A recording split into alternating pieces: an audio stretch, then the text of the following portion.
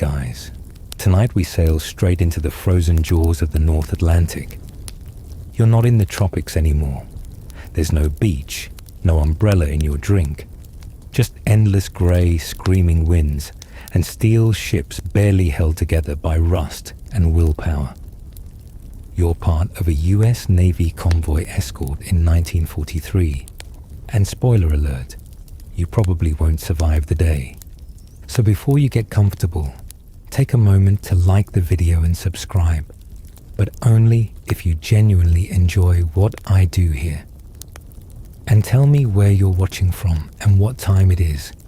I'm always curious how far this sleepy little corner of history reaches. Now, dim the lights, maybe turn on a fan for that soft background hum, and let's ease into tonight's journey together. You wake in near total darkness, the kind of black that isn't just the absence of light. It's thick, almost wet, like the cold itself. Your hammock creaks overhead, swinging in rhythm with the Atlantic swirl. Someone's boots hit the deck beside you with a thunk, then a muttered curse as they stub their toe on a locker. Welcome to the midnight watch. It's your first real day at sea, or night, hard to tell. The ship's interior is a maze of rattling pipes and low ceilings, and the kind of noise that settles into your teeth. You climb down, boots clumsy on the grated floor, and fumble into your wool pea coat. It smells like salt and stale sweat, even though it's supposedly clean. You're already wearing 2 layers underneath, but it barely matters. Cold air wraps around you like a wet towel dipped in ice. No one speaks as you make your way to the upper deck. There's no point. You all know what's out there. The North Atlantic in winter. A vast, merciless stretch of water that's colder than outer space and a lot more personal. As you step outside, the cold punches you in the teeth. It's the kind of cold that makes your eyes water instantly, then freezes the tears to your cheekbones. Your breath fogs so thick it looks like smoke, and for a terrifying moment, you think maybe it is smoke. Maybe the engine's on fire, or the ship next to you's been hit. But no, just your imagination, playing tricks again. The sky above is mostly clouded, but you catch glimpses of stars through the rips. No moon tonight, just wind, salt spray, and a kind of heavy, watchful silence that makes you feel like the ocean is listening. You trudge across the steel deck, every step ringing out like a dinner bell for U-boats. It's wet, slick, and slippery with half-frozen sea mist. The ship lurches slightly to port, and your stomach goes with it. You grip the railing and squint across the black water. Somewhere out there, just a few hundred yards away, another ship from your convoy churns through the dark, invisible except for the faintest glint of running lights. You're not supposed to show lights at all technically, but sailors are human, and a tiny bulb in the engine room porthole can feel like salvation, or give away your position. Depends who's watching. The officer of the deck nods as you approach, already wrapped in 3 layers and a scarf that smells like old bacon. He doesn't speak either, just jerks his thumb toward the lookout station. Up you go. Climbing the ladder feels like trying to shimmy up an icicle. Your gloves stick to the metal rungs. Your fingers go numb almost instantly. By the time you wedge yourself into position, the wind is screaming straight through your ears. You blink into the void. All you can see is more black, and your breath curling in front of you like smoke signals to Neptune. You settle in. That's the job. Just watching. Listening. Trying not to freeze solid while scanning for the shimmer of a periscope or the flash of a torpedo's wake. Because when an attack comes, it comes fast. Historians still argue whether this kind of night watch was anything more than ceremonial. After all, sonar and radar were far more effective. But for morale, for superstition, for the illusion of control, you man the post. Somewhere below you, the engine throbs like a distant heartbeat. It's oddly comforting until you realize how loud it must sound from underwater. Every churn of the propeller, every creak of the hull, is a dinner invitation to the wolves of the sea. Time doesn't pass up here. It just freezes. You start to imagine things, shapes in the water, ghost ships in the mist. Was that a fin? A snorkel? Or just another wave rolling the wrong way? You rub your eyes and try to stay awake. If you fall asleep on watch, it's not just a reprimand. You could doom the whole convoy. So you lean harder into the cold rail and hope the pain keeps you alert. Eventually, the deck below you shifts, with footsteps again. A new watch, fresh from below, climbs up with a shiver and a nod. You don't even say goodbye. Just slide down the ladder, bones aching, and try not to think about how much of your life is going to be spent in this kind of cold. Back below deck, it's not warm, just less awful. You stomp your boots and make your way toward the mess. There might be coffee, there might be powdered eggs, or there might be nothing except a guy from Ohio crying softly into his mittens. No judgment here. Before you can eat, you hear the call. All hands, muster on deck. It's the kind of order that makes your stomach do something awkward, like a somersault in cement. Muster means something's coming, or already here. You haul yourself back up top, and the sky, at last, is lightening. Not sunrise exactly, just a paler kind of grey. The kind that makes everything look like it's been drained of colour. You glance at the convoy. Dozens of ships stretching into the mist. Merchant vessels, oil tankers, freighters. Some newer, some rusted into barely floating bathtubs. All of them depending on you. You. A rookie with cold fingers and a vague understanding of where Iceland even is. And somewhere, out in that endless water, a periscope is watching. You finally make it to the mess hall after muster, and let's just say, gourmet dining, this is not. There's a tray with something yellow and rubbery slapped onto it. A generous scoop of powdered eggs. Or maybe it's some sort of industrial adhesive no one labelled properly. Next to that, a strip of bacon that's so thin and stiff, you could use it as a bookmark. But you eat it anyway. Not because you're hungry. Your stomach still hasn't quite forgiven you for the rolling watch shift. But because that's what everyone else is doing. And the first thing you've learned about this convoy is, you do what the others do, or you stand out. And standing out gets you noticed. And getting noticed, bad. The guy next to you is named Red, probably because he has red hair, or maybe just because nicknames stick fast out here. He nods toward a grizzled petty officer across the table, who's muttering low and fast into his coffee.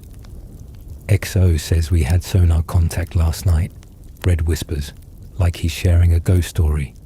Something big. Might have been one of theirs. One of theirs means a U-boat, a German submarine, a steel predator designed to be silent, fast and invisible, until it decides to strike. You look up sharply, trying to read the faces around you. Most of them don't even blink. It's not that they're not scared. It's just that they've been scared for so long, they've worn grooves into it. It's like the ship's hull, weather-beaten, but still floating. You try to swallow your eggs and end up chewing a mouthful of salt. Or is it fear? Hard to tell. But either way, the taste sticks around. Someone cracks a joke about sharks. Someone else mentions that some U-boat crews used to surface after a kill, just to watch the wreckage drift. That's probably a myth, but nobody wants to argue it out loud. The Atlantic isn't a place where you take chances, even with stories.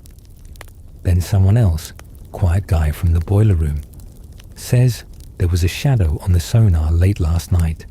Just one blip near the back of the convoy. Could have been anything.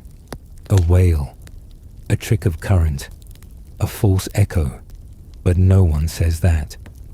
Because when you're running a gauntlet between America and Europe, and there are dozens of merchant ships relying on you to keep them alive, even a whisper of danger can sour the whole day. You scrape your tray clean. There's no talking after that. On deck, the officers bark orders. You're moving into a tighter formation today, pulling the outer ships in closer, creating a protective shell around the oil tankers and ammunition freighters. You're not told why. No one explains anything unless they have to. But the tone says enough. Something spooked the brass. You return to your post and help handle the ropes as the ship adjusts its position in the convoy. It's like trying to choreograph an elephant ballet. If the elephants were blindfolded and walking on wet marbles, ships sway and slide in the swells, trying not to collide while keeping just enough distance to maneuver. It looks calm from a map. In reality, it's hours of radio calls, shouted commands, and men sweating in 3 layers of wool. The ocean is an entirely different beast today. Yesterday it just growled. Today it's hissing. The wind tears across the deck with a kind of icy spite that feels personal. Waves slap at the hull, rhythmic and relentless, as if the sea is knocking, asking politely, for now, if it can come in. You're handed binoculars and told to scan the waterline. You do, because orders are orders, but everything looks the same. Grey, just grey. The sky is grey, the water is grey. Your mood, you guessed it, also grey. Still, you try to look busy. No one wants to be the guy caught slacking when a U-boat attack comes. That guy tends to be the last one mentioned at muster. Historians still argue whether these sonar blips actually represented threats or were mostly psychological warfare, false positives that kept nerves frayed and fingers on triggers. But on this ship, it doesn't matter. Every hint of danger gets treated like the real thing, because out here, there are no second chances. The first strike is often the last. Just before lunch, there's a drill. Or is it? The alarm rings out sharp and sudden, cutting through the wind like a blade. For half a second, your heart jumps into your throat. You sprint toward your station, boots pounding the slick metal, ears ringing from the klaxon scream. Someone yells, "Contact," but no one knows who, or what, or if it's real. You fall into line beside Red, who's trying to pull a life vest over his head while chewing what looks like beef jerky and an unlit cigarette. "Bet it's just another wave," he mutters. "Or a whale. Or Neptune playing with us again." Then the ship shudders slightly. Just a tremor. Like someone slammed a heavy door below decks. But you flinch anyway. You're told to stand down. It was nothing. Again. Still, your heart takes another 10 minutes to unclench. You head back down just in time for lunch. More powdered mystery, but this time there's soup. Kind of. It's thin and brown and tastes like hot dishwater seasoned with a memory of beef. You eat it gratefully. Afterward, you're given an hour below deck. A break, supposedly. You stretch out in your bunk and stare at the ceiling, at the pipes overhead that tick and hiss and always sound like they're about to burst. You close your eyes and try to rest. You dream of waves, of course, and silence. Too much silence. You jolt awake. Something's off. Then you hear it, faint but real. A long, low tone echoing through the hull. A sonar ping. 1. Pause. 2. Longer pause. 3. No more after that. You lie perfectly still. So does everyone else in your row. No one speaks, because if you name it, you give it power. Eventually, a voice cracks the quiet. "False alarm," someone says, too loudly, too quickly. You nod. Pretend to believe it. Pretend you weren't just making deals with the ceiling a minute ago. If this ship goes down, you won't last more than a couple minutes in the water. Less, probably. Cold like this doesn't give second warnings. It just pulls. And all of that? That was still before noon. Afternoon comes without ceremony. No bells, no trumpets. Just a slightly lighter shade of grey bleeding through the cloud cover, and the nagging realization that your boots are still wet from the morning. You slip them on anyway. The cold inside them feels like a dare. The convoy is in motion, a slow churning beast made of steel and strategy. Dozens of ships dot the horizon, most of them merchant vessels, old freighters with chipped paint and crewmen who are just trying to survive the journey. You're part of the skeleton crew keeping them safe. In theory, convoy formations aren't as organized as you might think. You'd imagine neat rows of ships cutting through the sea like a military parade, but reality looks more like a sluggish game of bumper cars played on top of a washing machine.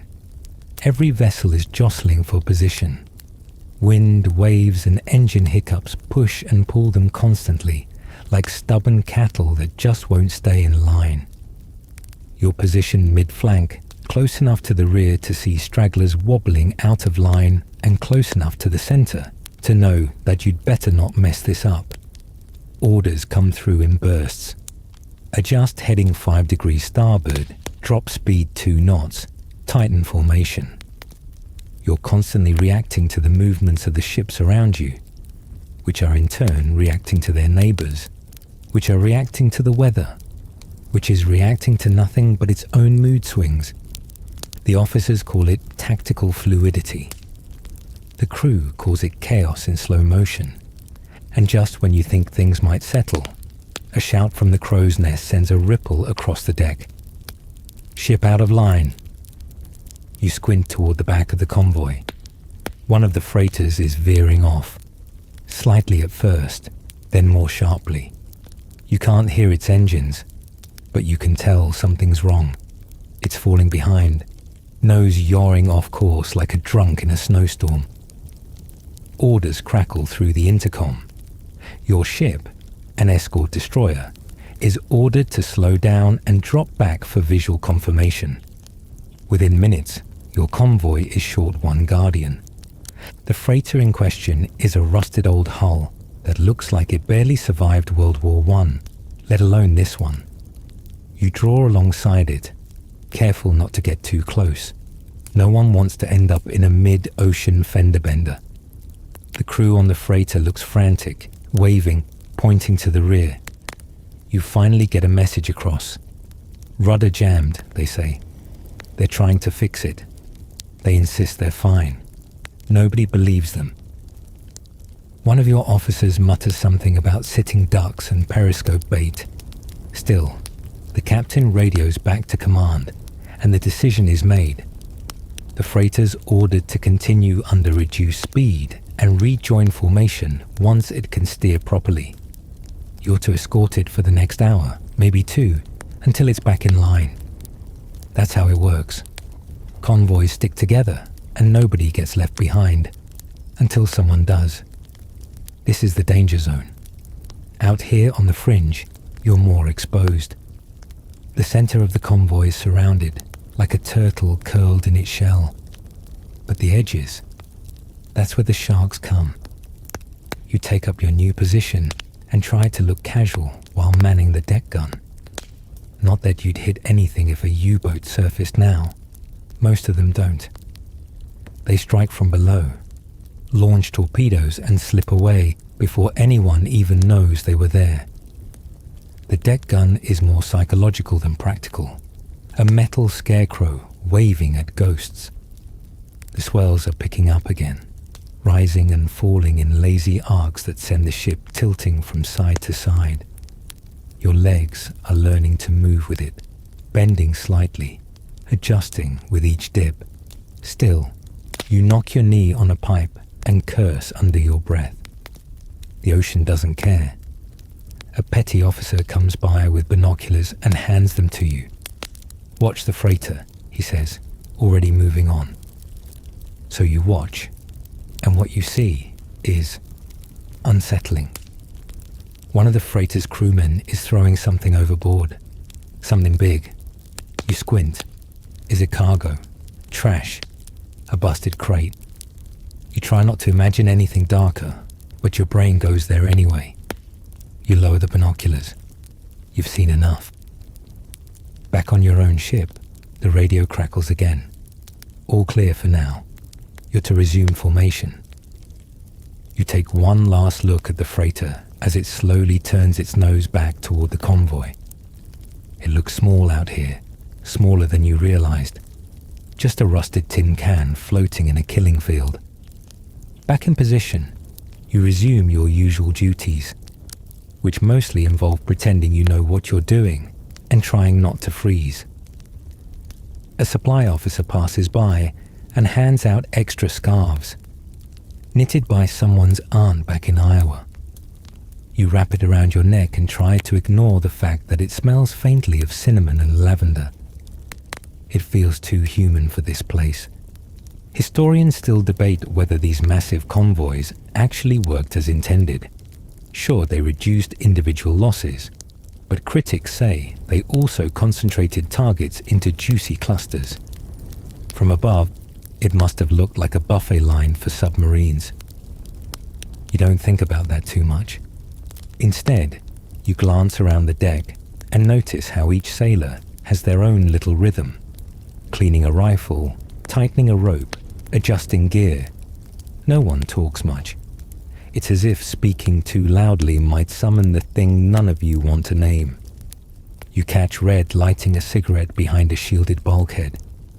He offers you one. You take it, not because you smoke, but because it feels like a ritual. You both lean against the railing, looking out at the distant grey silhouette of the freighter, still limping along. "I heard this stretch of water's called Torpedo Alley," Red says, exhaling slowly. "Nice name, huh?" You nod. You've heard it too. The path between Greenland and Great Britain, where U-boats have made entire convoys disappear. Dozens of ships lost, thousands of sailors. Some survived, most didn't. The sun dips lower. Not that it was ever really up. Just a slightly brighter patch of sky, now fading into dusk. The temperature drops again, sharp and sudden. Your scarf is already damp. Your fingers ache inside your gloves, and your boots still wet. You glance at the freighter one last time, then it vanishes behind a swell. Not exploded, not sunk, just gone from view. And for a moment, your brain does something funny. It pretends the freighter was never there at all, like it slid sideways out of existence, swallowed by the sea. You shake it off. Too much ocean. Not enough coffee. Just keep moving. Back on regular duty, you're assigned to minor deck work, scraping rust, checking lines, tightening bolts that somehow always come loose, even though you swear they were fine yesterday. The wind cuts through your coat, slicing along your arms like a frozen razor. Every tool you touch feels dipped in ice. Even your breath betrays you, condensing inside your collar, then freezing into tiny flakes on your scarf. The sea heaves underfoot, lifting and lowering the ship in a tired, endless rhythm. You think you're getting used to it until it shifts direction without warning. Suddenly, you're not just swaying, you're stumbling, gripping a rail, trying not to hurl. You take a few deep breaths and blink hard. One of the older guys tells you to chew on ginger root. You don't have any, so he hands you a button from his coat and says, "Chew this." It's stupid, but it gives you something to focus on. You chew it, and surprisingly, it helps, sort of. The rest of the crew isn't in much better shape. Everyone's pale, damp and irritable. Tempers flare over little things. stepping on toes, dropping a wrench, using too much sugar in the coffee ration. No one wants to fight, but no one has the energy not to. You try to strike up a conversation while coiling rope with another sailor. A wiry, sunburned guy from Florida named Murph. He tells you that back home, he used to take tourists on boat rides through the Everglades. Now he's on a ship full of cranky strangers watching for underwater ghosts.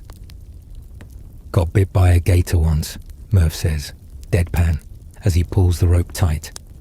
Tore my whole pant leg off. Didn't even notice till I got home. You're not sure if he's joking. Before you can ask, he squints toward the bow. You hear that? You pause. There's the usual noise, wind, engine, water slapping steel. But underneath it, something else. A creak, a groan, or maybe just your nerves grinding together like old gears. Murph shakes his head. Never mind. Ship always makes noise, just messing with you. But you don't relax, because it's true. The ship groans constantly, metal on metal, hull against sea, pipes shifting as the pressure changes. It sounds alive sometimes, like it's breathing, like it's thinking. That might be why some guys swear it's haunted. There's a rumor that one of the merchant ships in your convoy was previously torpedoed and salvaged. Now it sails again, patched, painted and renamed, but still carrying ghosts from its last voyage. Supposedly, the paint in the crew quarters keeps peeling, no matter how many coats they slap on. The metal groans even in dry dock, and in rough weather, the radios pick up voices speaking in static. Probably nonsense, or maybe not. Everyone on this convoy believes at least one superstition. Some guys won't eat before sunrise. Others refuse to shave during patrols. One sailor carries a small doll sewn by his sister, swearing it once kept a torpedo from detonating. You don't laugh, not out loud. Out here, if something gives you comfort, you hang on to it. Historians still argue whether morale or superstition played a bigger role in maintaining discipline on these long hauls. The Navy issued regulations, sure, but sailors relied more on habit, tradition, and sheer stubbornness to keep going. You're starting to understand why. Even basic things like sleep are a challenge. There's no rhythm to the day. You snatch rest when you can, in short, unsatisfying chunks. Lights flicker on without warning. Alarms ring at odd hours. And your body never fully relaxes because somewhere in the back of your mind is that ticking reminder. You're floating over 1,000 feet of freezing water, with torpedoes somewhere beneath it. Late in the afternoon, a few of you are sent to inspect a cable that's been dragging oddly. It leads to a towed sonar device, basically a giant underwater ear trailing behind the ship. Something's wrong. The tension's off. Could be caught on seaweed, or it could be something else. You volunteer to help. Anything to get your mind off the cold and the waiting. The equipment is stubborn. You pull, tug, and curse under your breath. Finally, it comes free, and it's coated in thick, dark slime. Seaweed, maybe, or something worse. It smells like a swamp got in a fight with a fish market and lost. You gag and pull your scarf higher. Red appears beside you laughing. "Welcome to the glamorous life of sonar ops," he says, grinning through his chattering teeth. "You should see it when we hit jellyfish season." You chuckle, not because it's funny, but because the alternative is screaming into the wind. Once the line's secure, you climb back to the deck and glance toward the horizon. You can barely make out the rest of the convoy, faint shadows shifting through the fog. It's easy to lose ships out here, not just physically, but mentally. You blink, and a freighter you were just watching is gone.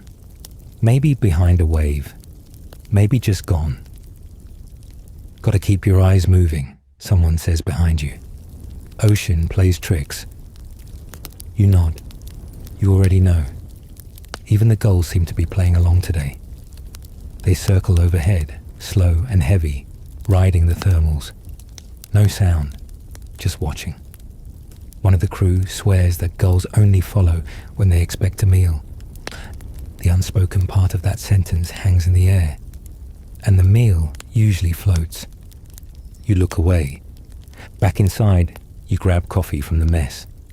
It's lukewarm and tastes faintly of rust, but it's hot, and that's enough.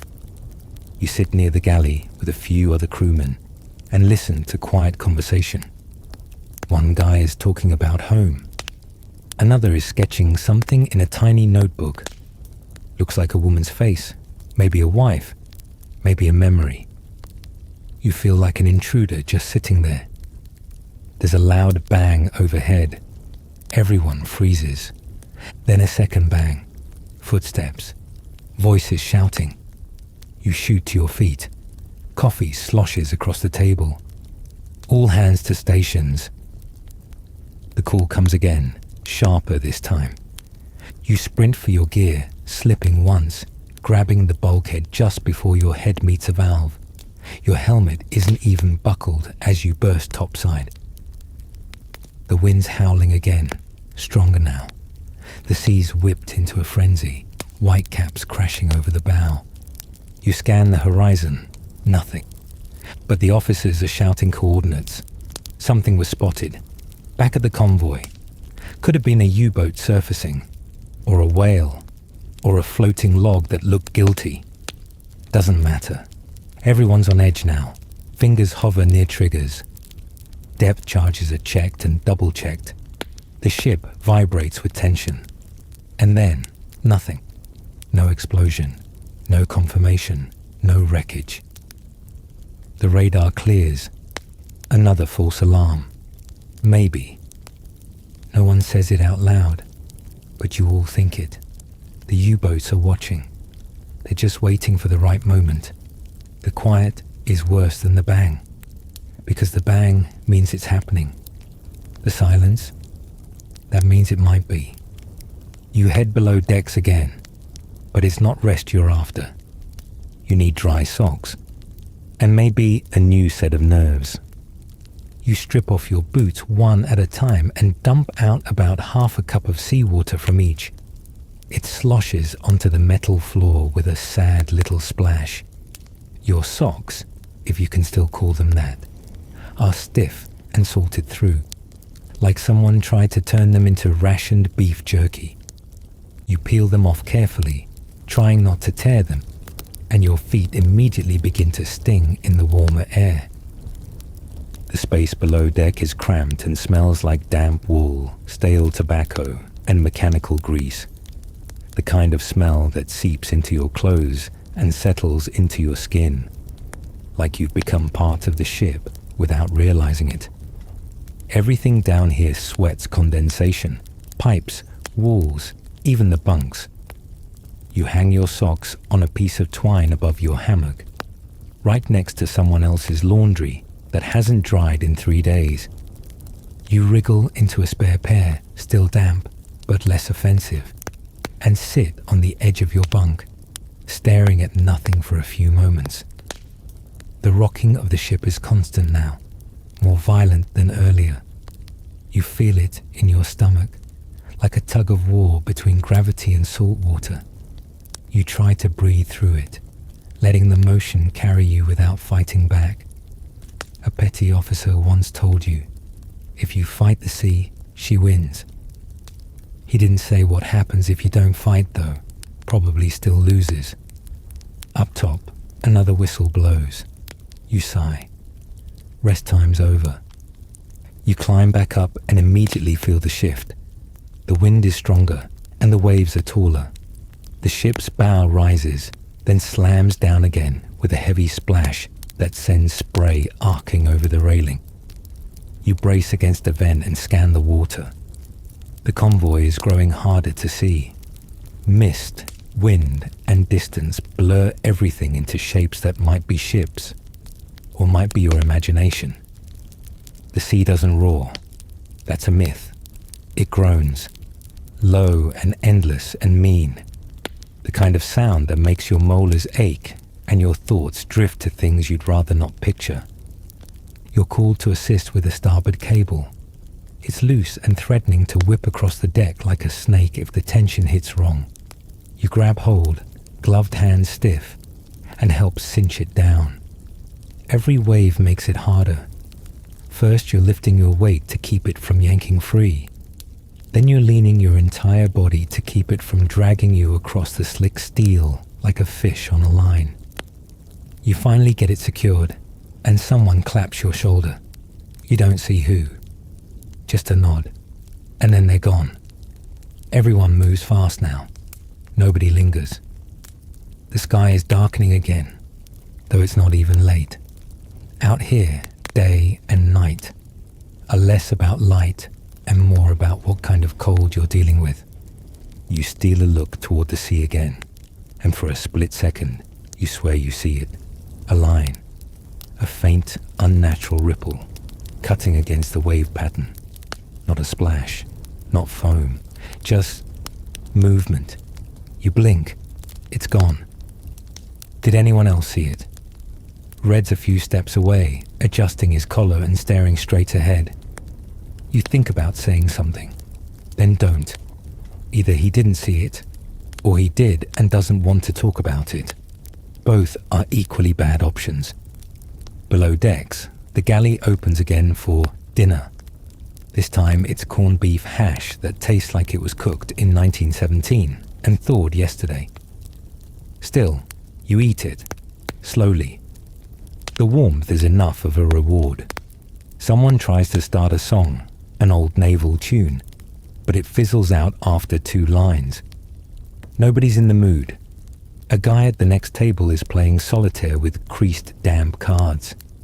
He's got a photo tucked next to the ace pile. A woman in a bathing suit, all smiles and soft curls. Maybe a wife. Maybe someone he met once at a dance and turned into memory. You try not to stare. Everyone's got a lifeline. That's his. Back in your berth, you jot something into your notebook. It's mostly nonsense. A few words. A sketch. Maybe just something to prove you were here. Not much survives out here. Paper, memory, or people. Historians still debate just how many sailors mentally unraveled on long convoy missions. The official numbers are low, but unofficially? Well, isolation eats people differently. Slowly, quietly. One day you're fine. The next you're whispering at your boots or crying over a spoon. You're not there yet, but you feel the edge. Back on deck, the ship jolts hard. Too hard. You slam against a railing and bark your shin, cursing through gritted teeth. The wind whips past your ears, high and mocking. Another wave breaks over the bow. You don't even bother dodging anymore. You're already soaked. You spot something off the port side. It's nothing. Then it's something. A piece of debris? A barrel? A crate? No, too low, too fast. You squint. There it is again. Just for a second, the dark hump of something slipping beneath the surface, then gone. This time, Red sees it too. He doesn't say anything, just stiffens. His eyes dart to the officers, but no orders come, no alarm, no confirmation. Maybe they didn't see it, or maybe they're ignoring it, hoping if they pretend long enough, it'll stop being real. It doesn't. Another jolt. This one isn't the ship. It's in your gut. You know that feeling. Like when you're being watched. When something ancient and patient is waiting just below the surface. You want to run, but there's nowhere to go. Just water and steel and your own pulse hammering behind your eyes. Suddenly, the sonar pings again. Just once, then twice. 3 slow beats, then silence. The crew shifts uneasily. Nobody looks directly at each other, like you're all part of the same shared hallucination. And then you hear it. Faint, distant, but real. A thud. Not on your ship, somewhere else. You turn toward the horizon. A flash. Far away, barely a spark in the gloom. Then a bloom of smoke. One of the freighters. You can't tell which. You watch, frozen, as the column rises. No explosion you can hear, just the image. A slow, lazy smear against the clouds, like someone took an eraser to the sky and pressed too hard. The klaxon sounds. Now they believe it. All hands to battle stations. You run. Everything moves in slow motion and full speed at once. Your gear feels heavier. Your steps sound louder. Your breath shallower. You reach your post and grab hold of the railing like it might float if needed. But there's no strike against you yet. Just a reminder that somewhere beneath your feet, something chose not to strike you. Not yet. You hold your position at the rail, knuckles whitening around the cold metal, as your eyes scan the horizon. The freighter that got hit is now a ghost ship in slow motion. No flames, no chaos, just black smoke leaking skyward like an accusation. One column, lazy and fat, staining the clouds above it. The ship itself lists gently to one side, like it's falling asleep. It doesn't sink right away. Most don't. That's the worst part. Still no sound. The sea is too big, too loud. Unless you're right on top of it, a ship can be struck and broken open like a tin of sardines, and all you hear is the wind. You know which freighter it was now. The one with the patched hull. The one that waved you off earlier, said their rudder was fixed. A few of their crew are probably still aboard. A few might have made it off. You don't know. And nobody volunteers to find out. No one says it, but you all feel the same thing. Relief. Relief it wasn't your ship. That it wasn't you. It's a terrible feeling, sharp and sour. But it's human. You carry it like a brick in your chest. Then comes the flurry of orders. Tighten formation. Drop sonar, boys. Stay alert. The officers move fast, with clipped voices and stony faces. No panic. Just precision. You wonder if they're actually calm, or if they've just learned how to fake it better than you. One of the junior officers climbs up to your position and hands you a headset. "You're listening now," he says. "Report anything weird." You nod. The headset's rubbery and uncomfortable. A long wire trails back to a junction box bolted near the deck rail. The sea churns around you, louder than the conversation you're trying to follow. The sonar operator is calling out readings, depth echoes, faint contacts, noise trails. Then a pause. You catch one word. Biologic. That's Navy code for, we have no idea, but it's probably a whale. Or not. Another sailor leans in, eyes darting. They use that word when they don't want to scare the green ones, he says. That would be you. You turn back to the sea. The waves are taller now, slapping against the hull with more force. The ship groans in protest. You swear the railing beneath your hand flexes slightly. That can't be right. But then again, a lot of things out here don't feel right. Below decks, the hum of the engines changes pitch. You feel it in your legs, a shift in rhythm, like the ship's heartbeat just skipped. One of the engineers rushes past, muttering something about back pressure. You don't ask. You've learned that too many questions get too many vague answers. Dinner is cancelled, not officially, but the galley shuts its door and no one argues. The crew's too tense to eat. Instead, people pace, fiddle with gear, clean things that don't need cleaning. You find Red sitting on an overturned crate, polishing his boots with a rag that looks more like an old sock. He nods as you approach. Always after the first hit, he says. That's when the silence gets real loud. You sit beside him. Think it was a torpedo? Red shrugs. Could have been a mine. Could have been sabotage. Could have been nothing. C likes to lie. He goes back to polishing. And then, another ping. Short. Loud. Confirmed. Sonar's found something. A contact. Moving slow. Too slow to be a fish. Too smooth to be debris. Position. Somewhere behind the column of smoke. The ship jerks to starboard. Orders go out. Depth charges ready. You're bracing before you even realize you're moving. The charges are dropped. 3 of them tumbling over the stern like fat iron pills. 1, 2, 3. A pause. Then a distant thump. Another. And another. You don't see anything, but the water bubbles violently, and the ship rocks from the blast wave. No celebration, no cheer, because you don't know what, if anything, you hit. But maybe, just maybe, you scared it off. Historians still argue whether these retaliatory depth charge patterns were effective deterrents or just expensive firecrackers.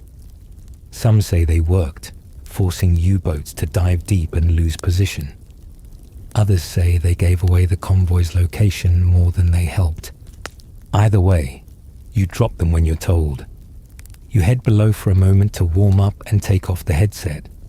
Your ears are ringing faintly, the soft echo of sonar and static still humming like bees in your brain. Someone hands you a mug of something hot.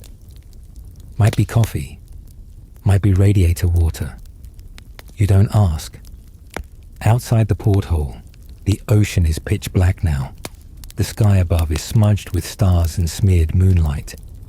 You see nothing, and yet your gut tells you everything is out there.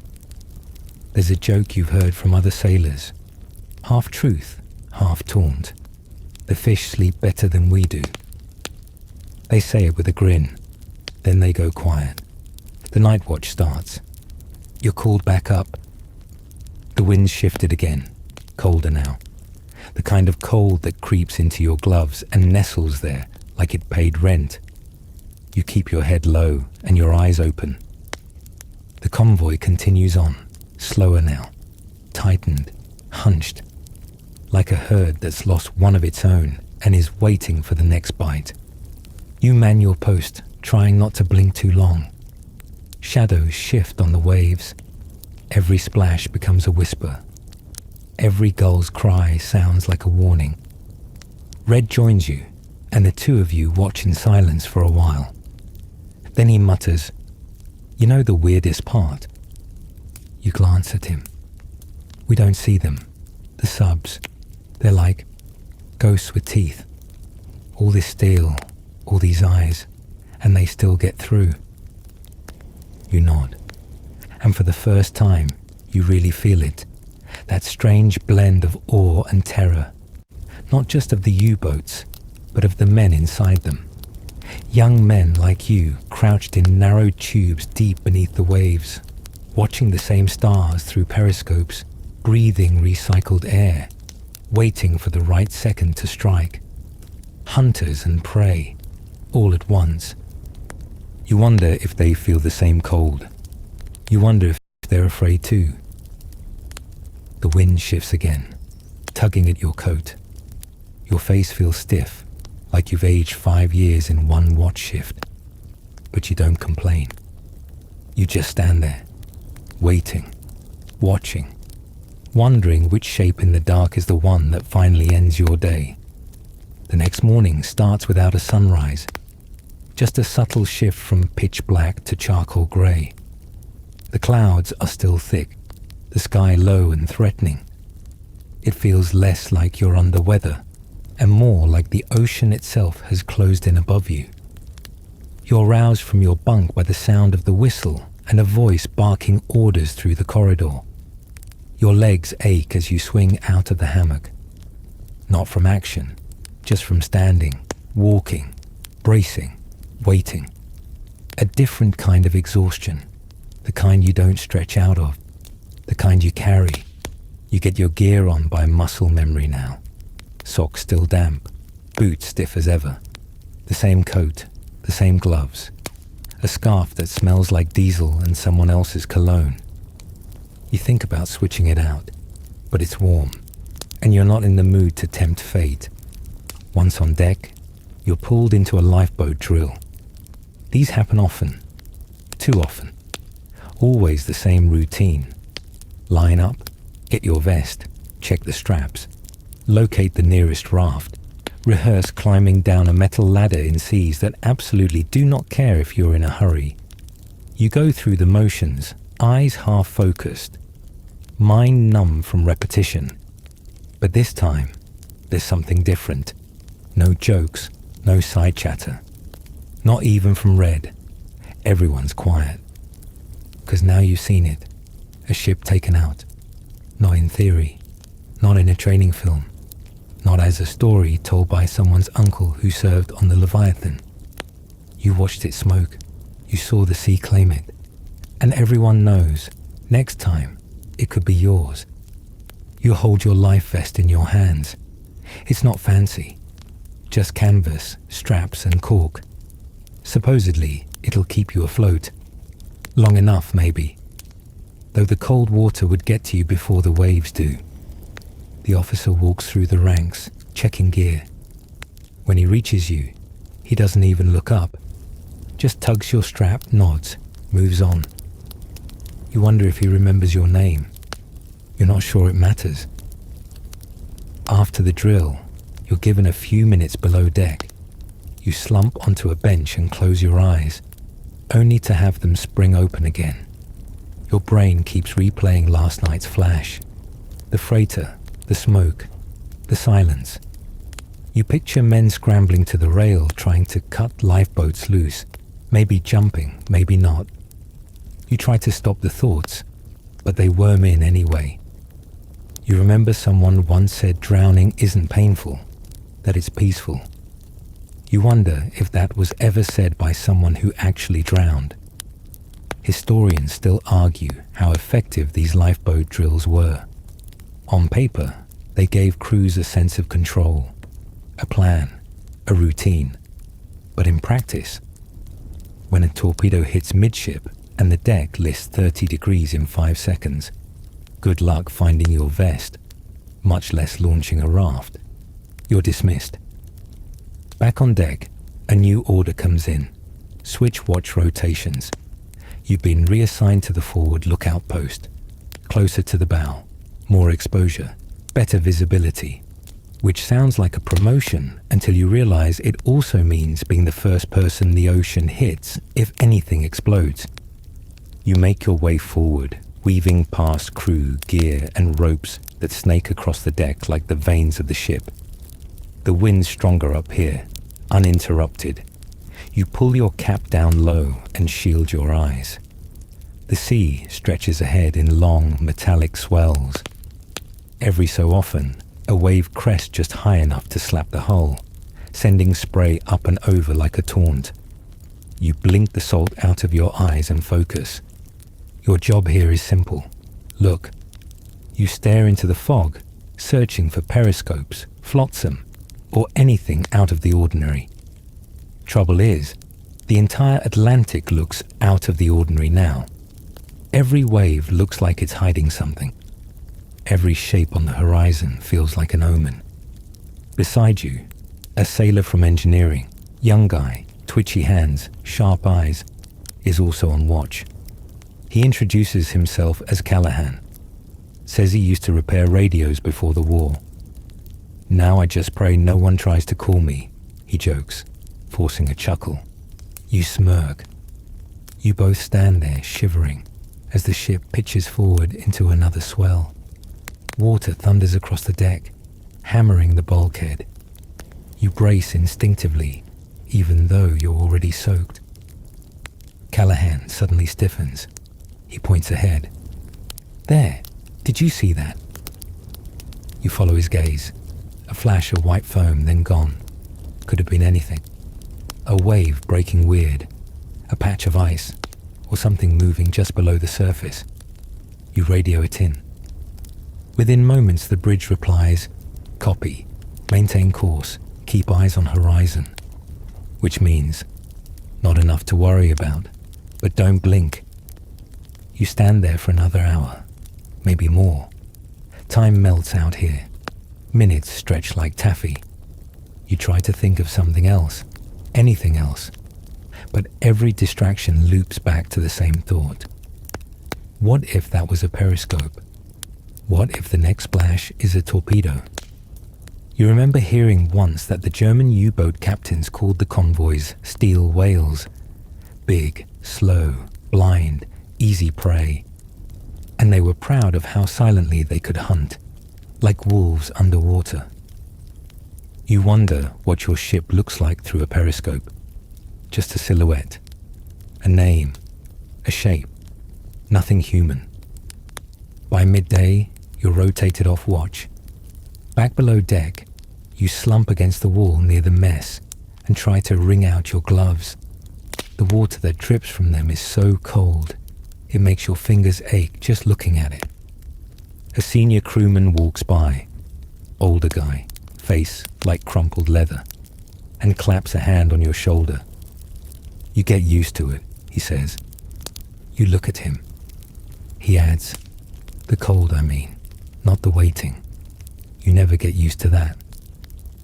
You nod, even though you're not sure you believe him. The afternoon passes without incident, which is somehow worse, because you start to relax, and relaxing means your guard slips, and slipping gets people killed. Someone from radio says they picked up a faint German transmission, unconfirmed. Might have been atmospheric distortion, might have been real. The officers keep it quiet, but the rumor spreads fast. You catch murmurs in the passageways, over meals, near the latrines. The U-boats are close, closer than before. The atmosphere tightens like a coiled spring. You skip dinner, not out of fear, just you're not hungry. Your stomach's been twisting itself into knots all day, and the thought of warm canned beans makes you feel queasy. Instead, you sit near the aft bulkhead and listen to the hum of the ship, the creaks, the occasional burst of static from the comms room. Then, faint and distant, you hear the ping again. Just one, software lonely. You close your eyes and wonder if it's calling for you. You're back on deck again before your legs fully forgive you for the last shift. Your thighs ache from bracing on slick steel. Your shoulders are tight from hauling ropes that won't stay coiled. And your hands feel like brittle wood under your gloves. Every part of you is sore, except the parts that have gone completely numb. It's early evening, or at least the kind of grey that might be early evening. There's no sunset, just a gradual thickening of the sky, until everything blurs into one cold smear. Somewhere behind the clouds, the sun's probably doing its job, but you'd never know it from here. You take your post near the bow and settle into the watch. Just you, the ocean, and the gulls. And the gulls are back. They drift overhead like lazy kites, dipping and coasting on the breeze. One glides so low you duck instinctively. It lets out a single caw and disappears into the mist. You glance at Red, standing to your left, and he catches your expression. "Bad luck," he mutters, not even looking up. Gulls follow death. You almost laugh. Almost. You want to say it's nonsense, but you've heard it too many times. They say gulls hang around convoys when they're hungry, and that what they eat tends to float. You push the thought away. Then you hear the splash, not a wave, a real splash. Sharp, sudden, close. You spin toward the sound, but there's only ocean. Rolling grey, broken by the ship's wake. Another splash, this time further aft. You and Red both step toward the railing. Nothing. No shape, no foam trail. Just the eerie calm of water that's been disturbed and then rearranged itself like nothing happened. Probably fish, Red offers, but his voice lacks conviction. The gulls are circling tighter now. You feel something crawl down your spine. Not fear exactly, but a sense that you've just wandered into someone else's hunting ground. Like the forest went quiet, and now the predator knows you're here. The next sound isn't a splash, it's a boom. Far off, low and dull. You whip around. A column of water shoots skyward near the tail end of the convoy. Another ship, another freighter hit. No smoke yet, just water. Like someone punched the sea from below. Then the radio crackles. Convoy vessel struck. Possible torpedo. Repeat, possible torpedo. No one on your ship says a word. They don't have to. You all move. Guns manned. Depth charges armed. Radar rechecked. Everyone slips into the rhythm like a dance rehearsed too often. Because it has been rehearsed too often. You take position at the deck rail, eyes fixed on the chaos down the line. The freighter that got hit is still moving, barely, listing hard to one side. You can see crew scrambling along the deck, waving arms, trying to signal. One man jumps into the water, just one. You watch the splash, the tiny figure bobbing briefly, then vanishing into the trough of a wave. No one can get to him. That's the reality out here. You don't stop for the fallen. You don't swing around to rescue one man while dozens of others are still in danger. The convoy must move. That's the rule. Survival through sacrifice. Historians still debate the ethics of that tactic. Was it cruel efficiency or just unavoidable wartime calculus? Either way, it's not a debate you have time for, because now it's your turn. Sonar contact confirmed. Submarine bearing 0905. The order cuts through the wind.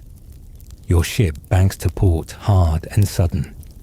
You grab the rail with both hands as your boots slide across the deck. The freighter falls out of sight behind you. Another burst of spray hits your face. The crew works fast, dropping depth charges over the stern like a trail of thunder. Each one falls with a splash, then a pause, then an underwater thud that shakes your ribs. 1, 2, 3, 4, 5. Then silence. You wait and watch. But the sea gives nothing back. Callahan shows up beside you, soaked and breathless. He's grinning, nervously, but grinning. "Think we hit it?" he asks. You shrug. "Hope we scared it off." He nods, but you can tell he doesn't believe it either. That's the worst part. No proof, no closure. Just guesswork. You never see the sub. You just feel the results of its mood. Someone up the chain decides you're safe enough to return to formation. So you do. The convoy pulls tighter now, ships almost bumping rails. Visibility drops as fog rolls in. The sea grows quiet again, but not restful. You check the time. Nearly 1900 hours. But it might as well be midnight. You've been awake so long your dreams are starting to bleed into your reality. The gulls are still there. One lands on the rail not 6 feet from you, tilts its head and blinks. "Shoo," Red says softly. It doesn't move. You grab a small wrench from your belt and clang it against the steel. Still doesn't move. Eventually, it flutters off, but not far. It lands on a searchlight and just waits. You stare at it for a long time. "Someone's ship," Callahan mutters. "That's what my grandma said. Gulls are reincarnated sailors. Follow the ships they didn't come home on." You almost reply. But then the klaxon sounds again. "All hands, stand by. Possible secondary contact, bearing 170. You move before you think. Down the ladder, toward the middeck. Grab your helmet, check your gear, find your station. But this time, nothing follows. No boom, no splash, just the fog and the waiting. Red says it's probably sonar ghosts. The equipment's old. The sea messes with readings. Schools of fish get mistaken for enemy craft all the time. But even he doesn't sound convinced anymore. Your ship slows slightly, then resumes speed, then slows again. Tense, unsure. Like even the captain doesn't quite know what comes next. Another depth charge is prepped, but not released. They're expensive. You only get so many. You hear one of the junior officers mutter, "They're toying with us." Maybe. Or maybe they're just patient, waiting for a ship to fall out of line, waiting for someone to blink. Back in the mess, dinner is served late. Canned beans and dry crackers. Nobody complains. You eat them like you haven't seen food in a week. The warmth settles into your stomach like a lifeline. One of the older crewmen tries to lighten the mood by carving a tiny gull out of soap. It's surprisingly good. He gives it to Callahan, who looks at it for a long moment before tucking it into his pocket. "No offense," he says quietly, "but I hope I never see the real version again." You finish your meal, clean your tray, and head below to rest. But sleep feels like something that happens to other people. You lie there, rocking with the ship, boots still on, eyes open, listening. Just in case the gulls are right, you drift into something like sleep. But it doesn't last. There's no peace down here. Just the groan of the hull and the cough of distant engines. The ever-present whisper of ocean pressing against steel. You wake in the dark, not sure if minutes or hours have passed. There's a faint red glow from the hallway, a low light left on for emergencies, but even that feels too bright. You sit up slowly, boots still on, scarf still wrapped tight around your neck. You haven't taken off your coat in over a day. No one has. You sleep dressed, helmet nearby, ready to move at the first shout. It doesn't take long. The next call comes before you can fully stand. All hands to stations. Missing ship reported. Rear freighter not responding. Your pulse stutters. That's the third. You hurry out of the berth, shoving past the curtain of damp laundry and clambering up the narrow stairwell. The steel walls are slick with condensation, and your foot slips once, catching hard on the edge of a step. You grunt and keep moving. Up on deck, the air feels colder than usual, sharper, like it knows something you don't. You rush to your post and grab your binoculars. The fog is thicker than ever. The convoy is a ghost parade. Only the ship immediately ahead is visible, barely. You can make out the top of its smokestack, the faint arc of its radar, the glint of steel through mist. The others are gone, hidden. It's like sailing blind, each ship guessing where the next one is, hoping the ocean doesn't push them too far apart. The officers huddle near the bridge. Voices low, shoulders tight. Someone points toward the rear. Then someone else says it. She's gone. You scan the water, but there's nothing to see. No wreckage, no smoke, no splash, just absence. 1 minute she was there, an old tanker hauling aviation fuel. The next, the radio went quiet. You hear the question rise from somewhere behind you. Did anyone hear a blast? No one answers, because no one did. And that's what makes it worse. Sometimes the ships just vanish, no trace, no warning. Historians still argue how often this actually happened, whether it was exaggerated in sailor lore or misreported in post-war documents. But sailors didn't need footnotes. They had fog and silence and long nights of waiting. You shift your weight, trying to peer farther into the mist. You see movement, just shadows. A wingtip of a ship, a lifeboat mount, the faint hint of a signal light. The fog toys with you. Sometimes it amplifies sound. Other times it swallows it whole. You reach for the radio and call in. Forward watch. No visuals on missing vessel. Fog too thick. No debris. Copy comes back. Stay sharp. Maintain position. As if you're doing anything else. The deck feels narrower today. The wind louder. You think you hear murmurs behind you. Guys speculating about sea monsters, curses, ghosts. You don't believe it. Not really. But your brain files it away anyway, just in case it helps you make sense of any of this later. Below decks, Red is helping stack emergency gear, just in case another one goes missing. You see him pass by with life rings and canvas bags. He doesn't say anything. None of you do. You get a short break and head into the mess hall. The mood is even more muted than usual. Trays clatter softly. No one laughs. No one raises their voice. There's coffee available, lukewarm and gritty. You drink it like it's gold. One sailor across the table is sketching something into a notebook. You glance down. Ships. Dozens of them. All from memory. Each with a little cross next to it. He looks up and gives you a tight smile. Just keeping track, he says. You don't ask how many crosses he's added. Just after noon, you're rotated out again, back to the starboard rail. The waves are calmer now, strangely so. The ocean's breathing differently, longer, slower. The stillness makes your nerves worse. You'd rather the sea rage than whisper. A gull lands on the rail 2 feet from you. Same one, different. Who knows? It stares at you again. Blinks, tilts its head. Don't, you whisper. It stays. Red walks up, chewing something unidentifiable. He follows your gaze. They know, he says simply.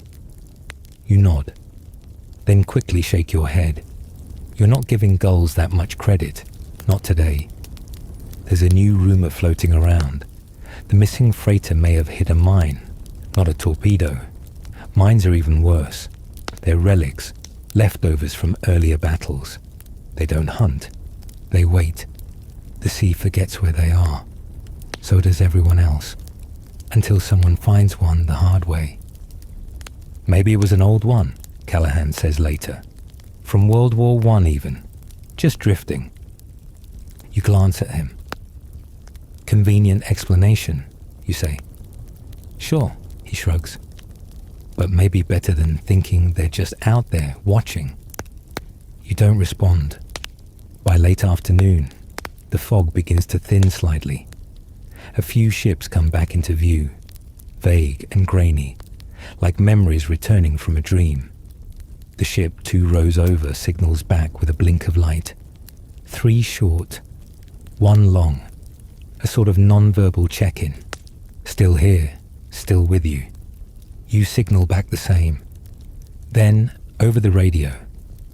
Convoy adjusting course, proceeding 10 degrees south by southeast. Maintain spacing. And just like that, you're all moving again. You wonder if the ship that vanished would have made the turn. If only it had waited 1 more hour. Or if the change in course was too late anyway. Dinner comes and goes. You eat in silence, surrounded by the same tired eyes and trembling hands. Someone plays harmonica for exactly 20 seconds before stopping. No one asks why. You try to write a letter. You get halfway through. Dear Mom. And then stare at the page for 20 minutes. You have nothing to say that wouldn't scare her. You tear the page out and crumple it. Lights out comes early. You lie in your bunk, boots off this time, but everything else still on. You rest your head on your arm and close your eyes. You dream of shadows, not men, not submarines. Just outlines, things moving under the water, things that don't make noise. You wake with your heart racing and realize the engines are slowing. That's never good. You slide out of bed and head topside. The sea is like glass. No fog, no wind, just stillness. The ship is crawling forward. You find Red at the rail. What now? You ask. He nods toward the horizon. You look, and in the distance, a single shape floats, small and half sunk. A life raft, empty, rocking gently. No one says a word. You stare at the raft. It bobs in the water like it's waiting to be claimed, half inflated, tilted, one corner dipping just under the surface before rising again with the motion of the sea. It's tethered to nothing. There's no debris nearby, no oil slick, no floating crate, just the raft, rocking alone, as if the ocean set it down like a forgotten toy. Red doesn't say anything. He doesn't need to. You both know what it means. An empty raft means someone tried. They had time to get one off the ship, to launch it or be thrown into it. And then something happened. The sea swallowed them, or they slipped, or the cold did its work. Maybe they tried to row, maybe they didn't. It doesn't matter now. The crew lowers binoculars. A few quiet words are exchanged. The captain makes the call. Do not retrieve. It's too risky. The convoy's in motion. You can't stop for every ghost the sea offers. You stay at the railing for a while longer, watching the raft drift past. A gull lands on the edge, pecks once, then flies off. The raft dips, turns slowly, and disappears into the mist behind you. One more page added to the ocean's diary. You return to duty, walking slower now. The stillness has been replaced by a restless energy. The crew moves like they're underwater, fluid but tense, like something's about to snap. Someone drops a wrench, and 4 men flinch at once. You pass the mess hall and see a group of sailors playing cards, but the game is silent. No jokes, no arguments, just shuffled tension. You catch Callahan down by the radio station. He's hunched over the controls, twisting knobs, listening to static. You ask him what he's doing. Trying to pick up German chatter, he says. Sometimes they slip. Leave the mic open. Talk too long. Any luck? He shrugs. Hard to tell. Heard something weird a while ago. Could have been Morse, or just a storm bouncing off the ionosphere. Which would you rather it be? He doesn't answer. You keep moving. You're rotated into night watch again. The fog has mostly lifted, but now you're under full moonlight.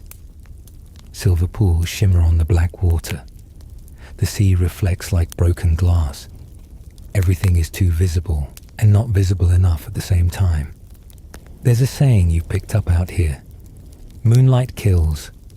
U-boats love it. Clear skies, bright night. Perfect for identifying silhouettes against the water. Ships glow like candlelit paper lanterns. Your dark paint job helps, but not enough. You feel exposed, like someone's peeled back the roof of your house while you're still trying to sleep. You're at the forward gunpost now, scanning the sea. The barrel is cold beneath your gloved hands. You remember the training, how to aim, how to fire, what button not to press too soon. But you've never used it for real. Most haven't. Red shows up again, settling next to the searchlight. He pulls out a notebook and jots something down. You glance over. What's that? Names, he says. Of who? He doesn't look up. Ships we've lost, just the ones I know about.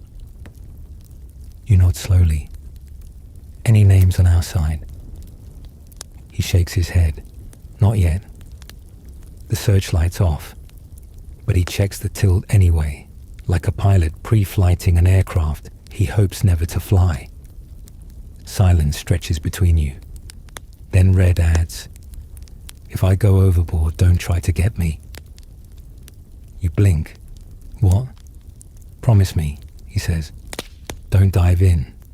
Don't lower the raft. Don't yell. Just let it happen. You want to argue, but you can't. Because you'd say the same thing. No one survives the water. Not out here. Not for long. Historians still argue about the average survival time in the North Atlantic. Some say 15 minutes, others say 2. Depends on what you're wearing, what you ate, whether you panicked, whether luck felt like showing up that day. You look down at the sea. It's beautiful. Moonlight paints the waves in long, rolling silver. It's easy to forget it once you're gone. Then, movement. Starboard side, low, close. You spin. Red sees it too. There's a ripple, not a wave. Something smoother, slower. Then a shimmer, like a mirror tilting just under the surface. You don't call it in. Not yet. Not unless you're sure. But your heart's already racing. Red reaches for his headset. You follow the ripple with your eyes. Nothing now. Gone. But it was real. You know it. 10 seconds later, the sonar ping returns. Software 1 beat. Then a second. Then silence. Callahan's voice cuts through on the comms. Sonar contact. Possible sub. Range unknown. Orders fly from the bridge. No course change yet. No depth charges. Just alert status. Everyone tenses. The sea looks empty again. But you know it's not. You're told to hold position. Eyes forward. Be ready. You wait, and wait, and wait. Nothing comes. Not the boom of a torpedo. Not the roar of an engine. Just the creak of the ship and the pulse in your ears. You want something to happen. Or you want to be wrong. But this in between, it's worse. After 20 minutes, you're stood down. No attack, no confirmation. The contact disappears from sonar. Historians still debate whether U-boats intentionally shadowed convoys for days before striking, gathering intel, waiting for weak spots. Some captains reported feeling hunted, even when no attacks came. Navy records often dismissed it as nerves. You don't think it was nerves. You think something just blinked at you, and then slipped back under. Back below deck, you peel off your gloves and stare at your fingers. They're red, cracked, numb in spots. The fingertips feel like someone else's. You flex them slowly, just to be sure they're still yours. You sit near the stairwell, resting your back against the cold wall. Nearby, someone hums a lullaby. No words, just the tune. You recognize it from somewhere, maybe a radio back home. You don't know who's humming. You don't look. You just listen. And for a moment, the ship feels human again. But then, another ping, louder. 3 quick pulses. Then the order. Ready depth charges. You don't wait to be told twice. You're back on deck before the humming stops. The call echoes through the ship. Ready depth charges. You don't hear it so much as feel it, through the soles of your boots, in the air pressure, in the sudden shift of every man on deck. It's like someone's turned the tension knob on the whole crew. Everyone moves sharper, faster. Even the cold feels more pointed now. You race to your position. The sea is still eerily calm, which only makes it worse. The moon is high overhead, spotlighting everything. Your ship, the waves, the shadowy silhouettes of the other convoy vessels in the distance. You can almost imagine how you'd look from below, lit up like a shooting gallery. You reach the depth charge rack and help prep the canisters. They're bulky, heavy things, steel drums of silence that will soon become underwater hammers. You secure the fuses, and nod to the officer nearby. He gives you a clipped gesture. Wait for it.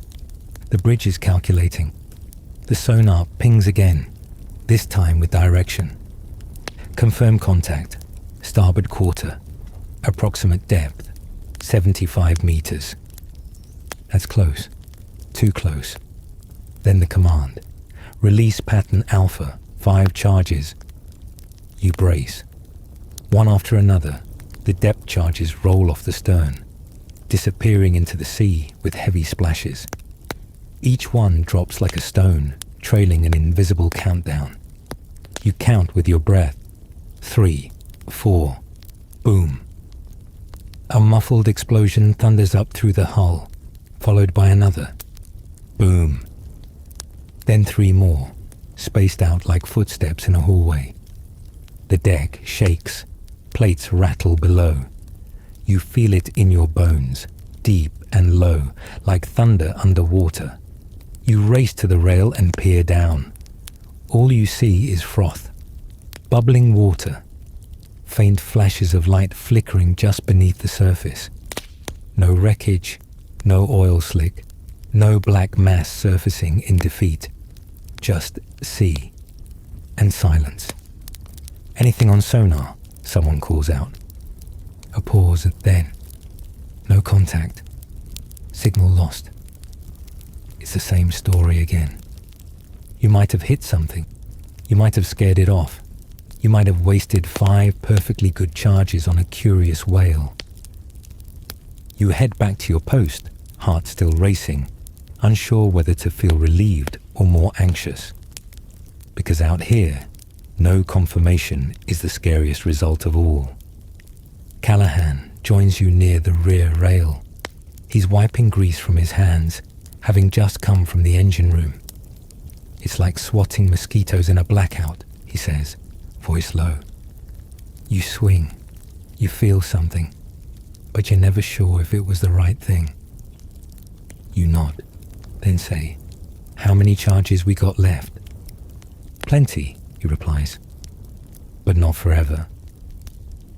You both fall quiet. A few feet away, Red is scribbling in his notebook again. "New name?" you ask. He shakes his head. "Number just practicing how to write the ones we already lost, trying to get the letters right." You don't ask what he means. Instead, you look out at the water again. It's calm now, but your mind won't let go of that contact.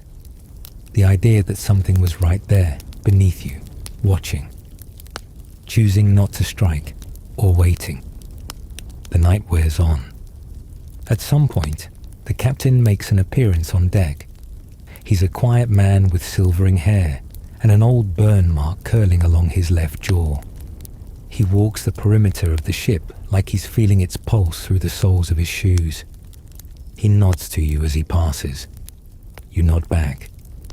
He stops for a moment beside the rail and lights a cigarette, shielding the flame carefully in his cupped hand. Against regulations, technically, but no one says a word. He stares out at the dark for a long time. Then softly, he says, "They're not gone.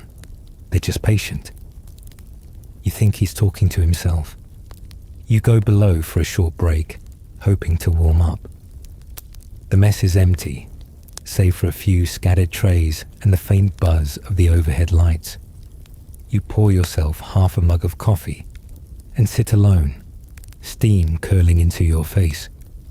On the wall, someone's drawn a calendar. Just tally marks, really, scratched in pencil. Days at sea.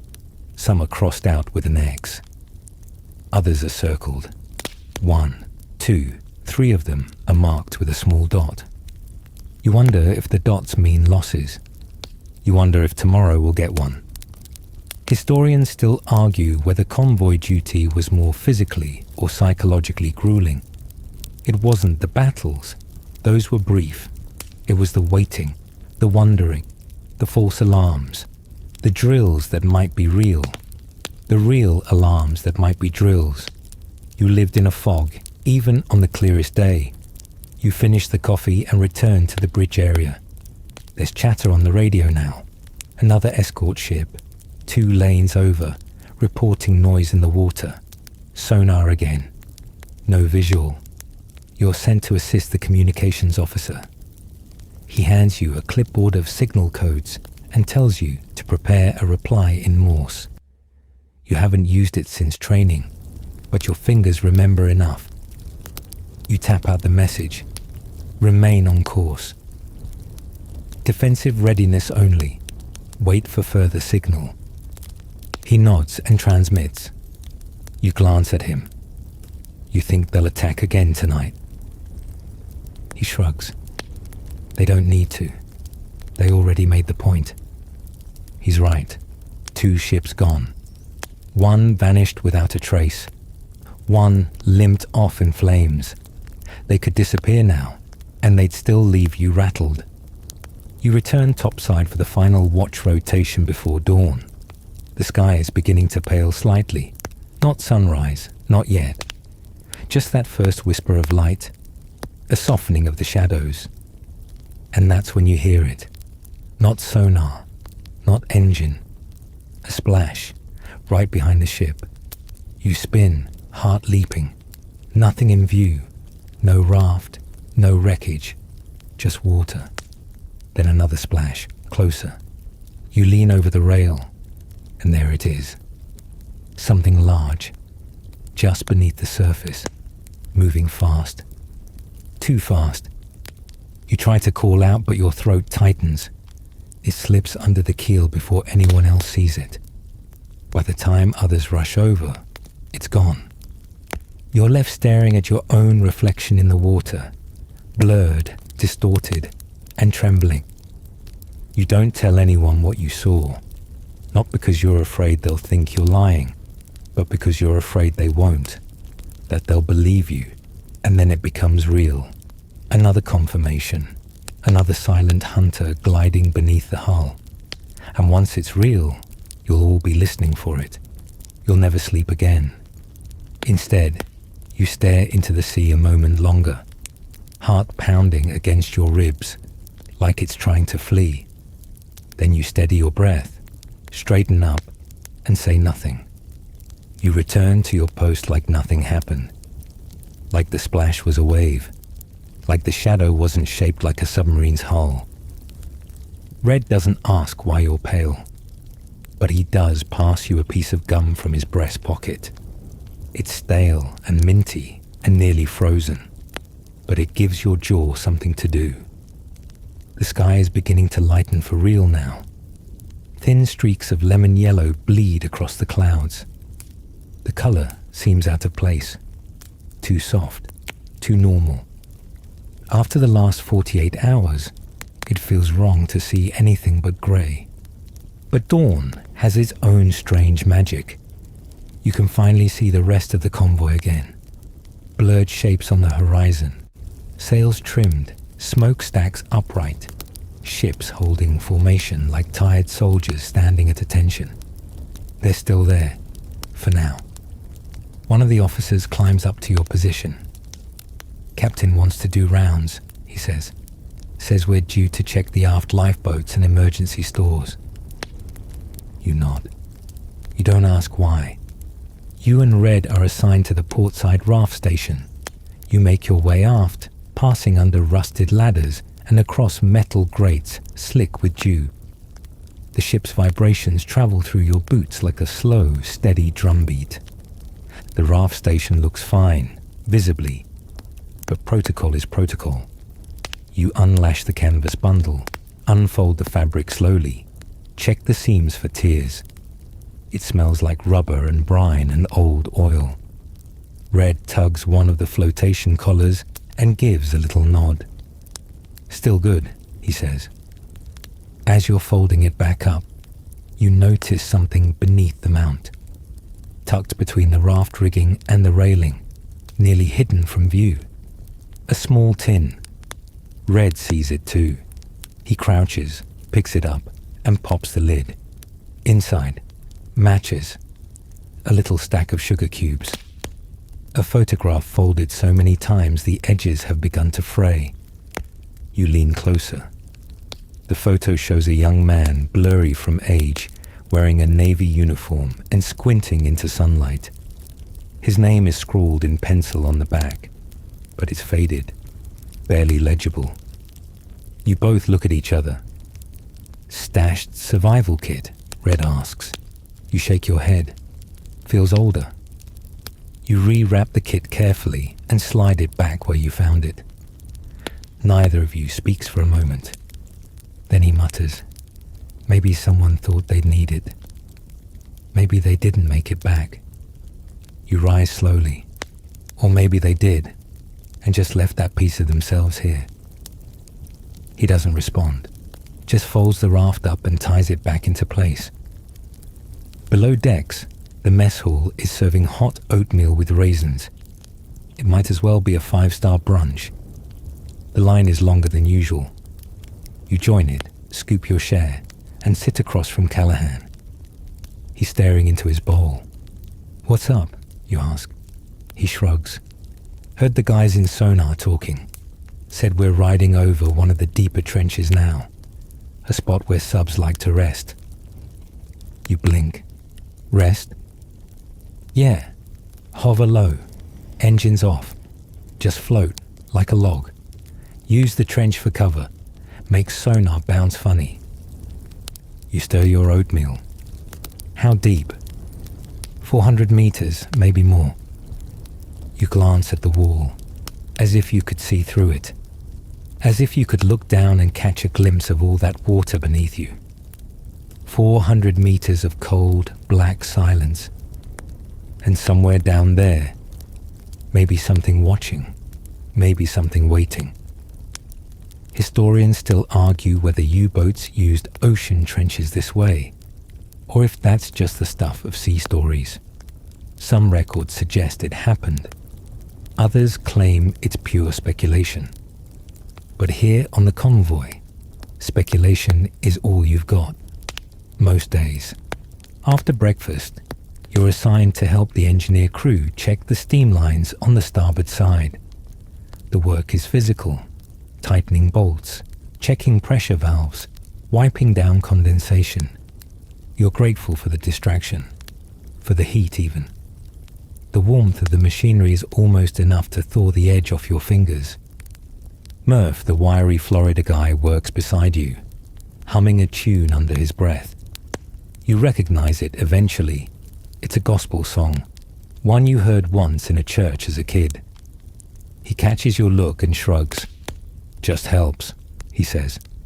"Can't explain it." You finish your task and return to the upper deck. That's when the commotion starts. One of the midships freighters has started signaling, frantically. Semaphore flag swinging, blinking Morse from a handheld torch. Contact. Periscope sighted. Port side. The message hits like a slap. Everyone moves.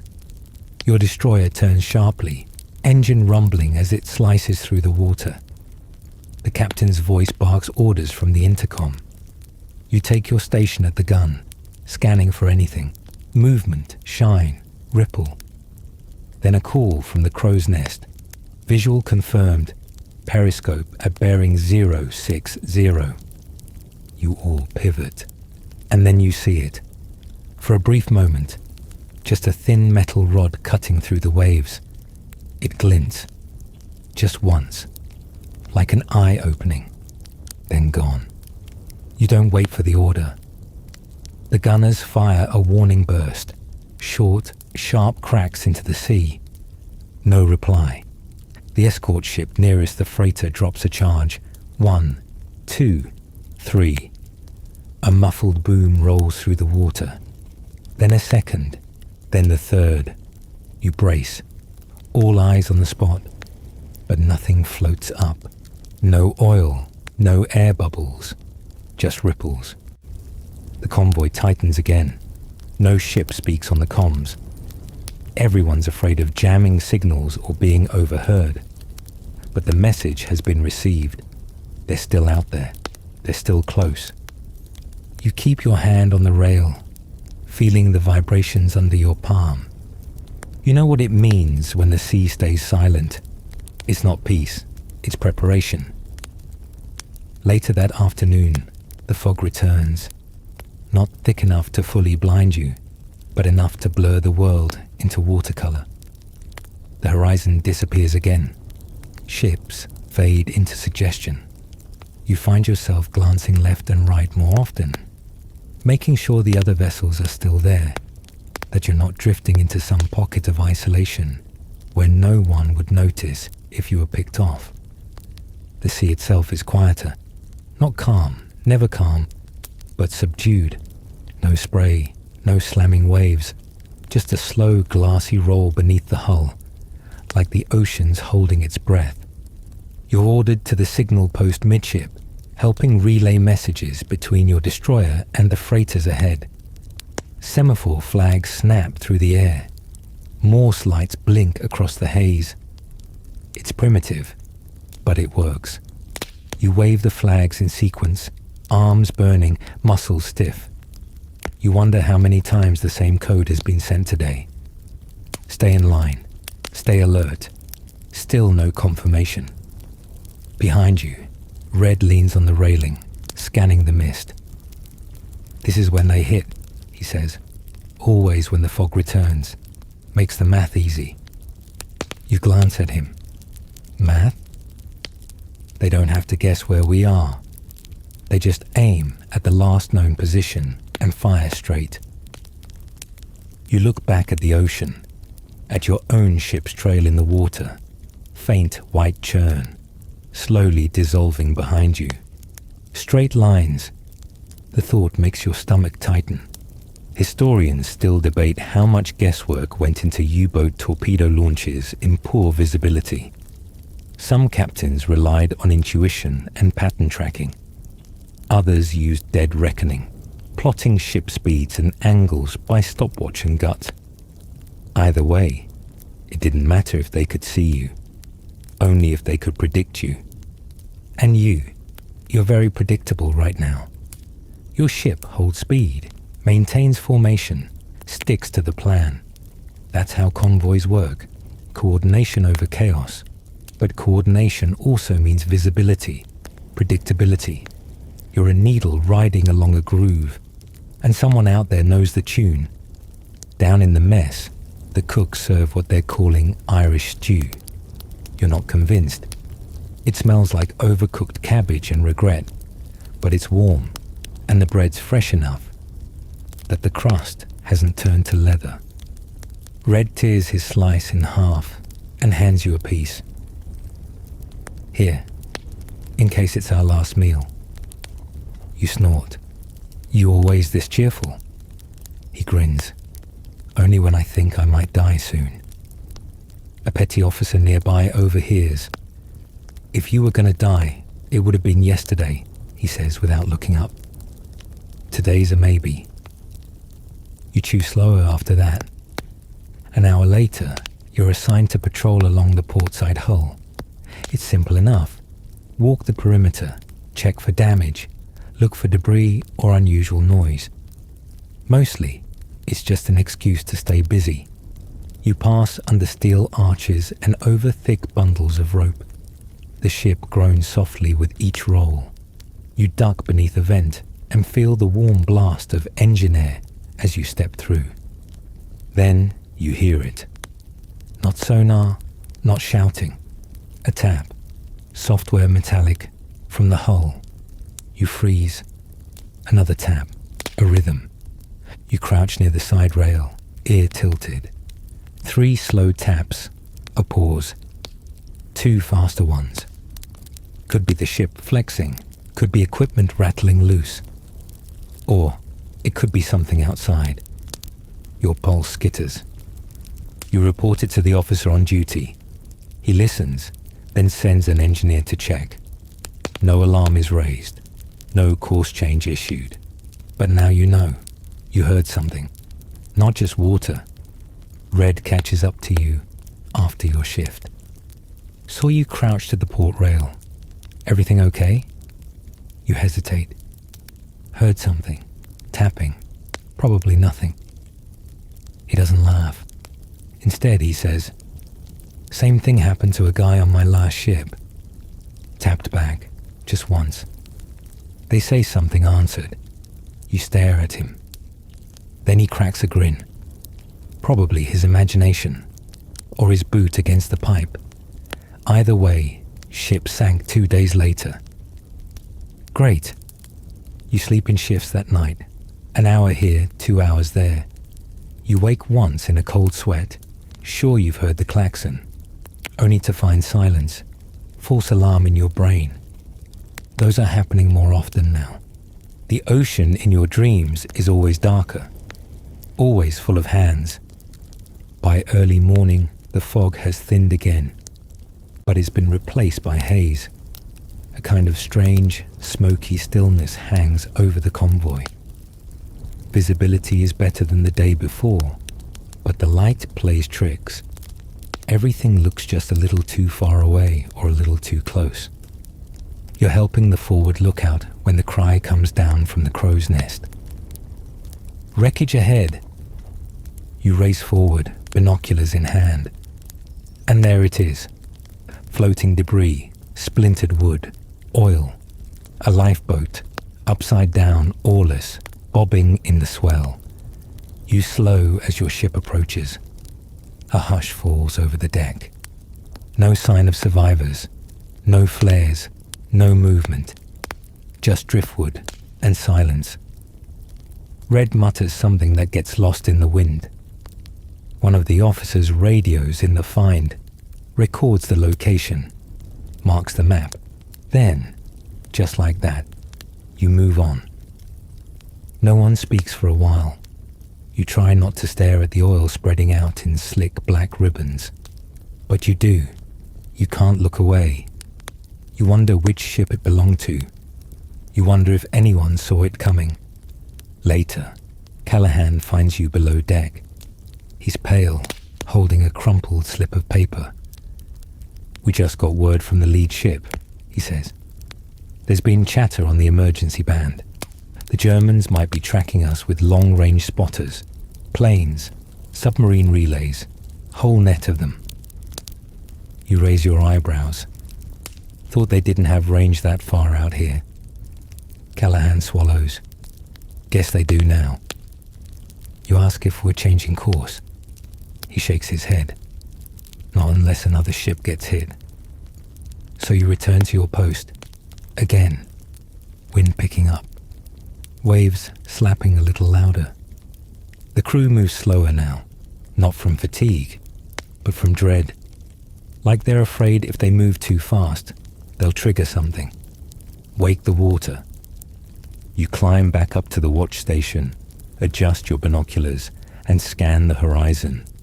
That's when you see them.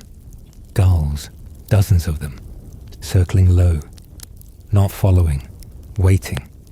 The gulls aren't moving. That's what makes it weird. Normally they drift, hover, cry out over the convoy like they're mocking you.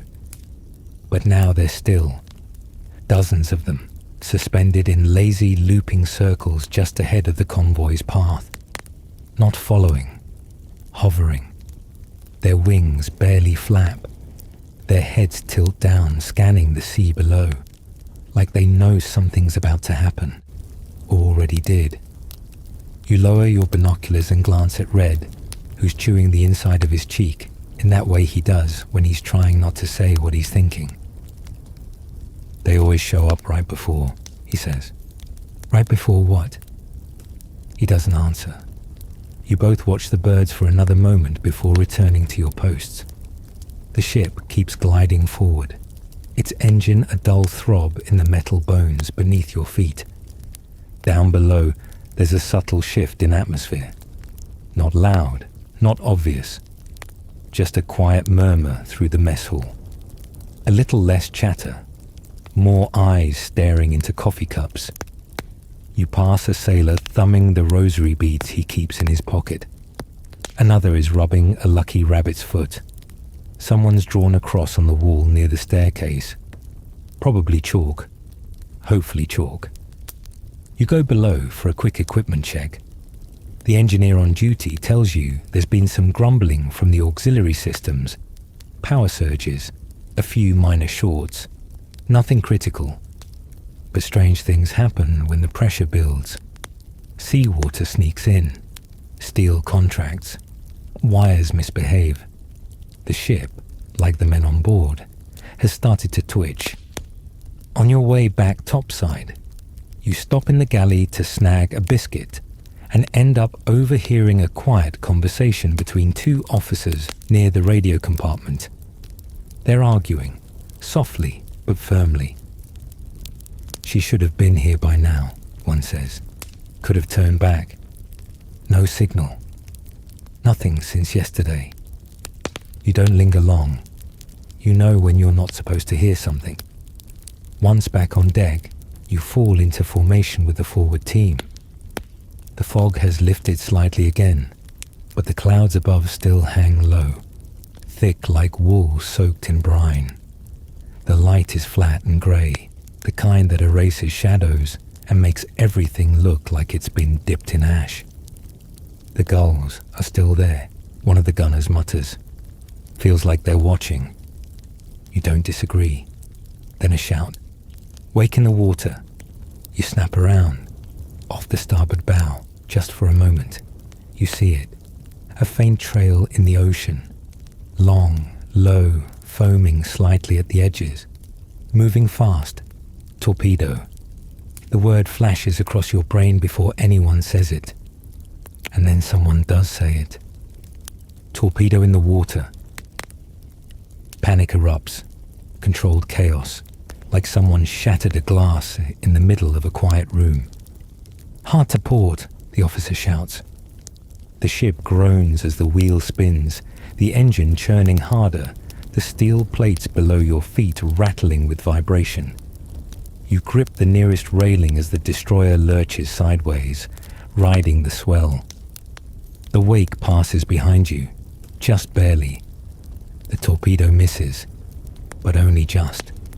It's so close that for one awful moment you swear you can feel its trail through your boots. Then a second wake appears. Another torpedo, this time from the other side.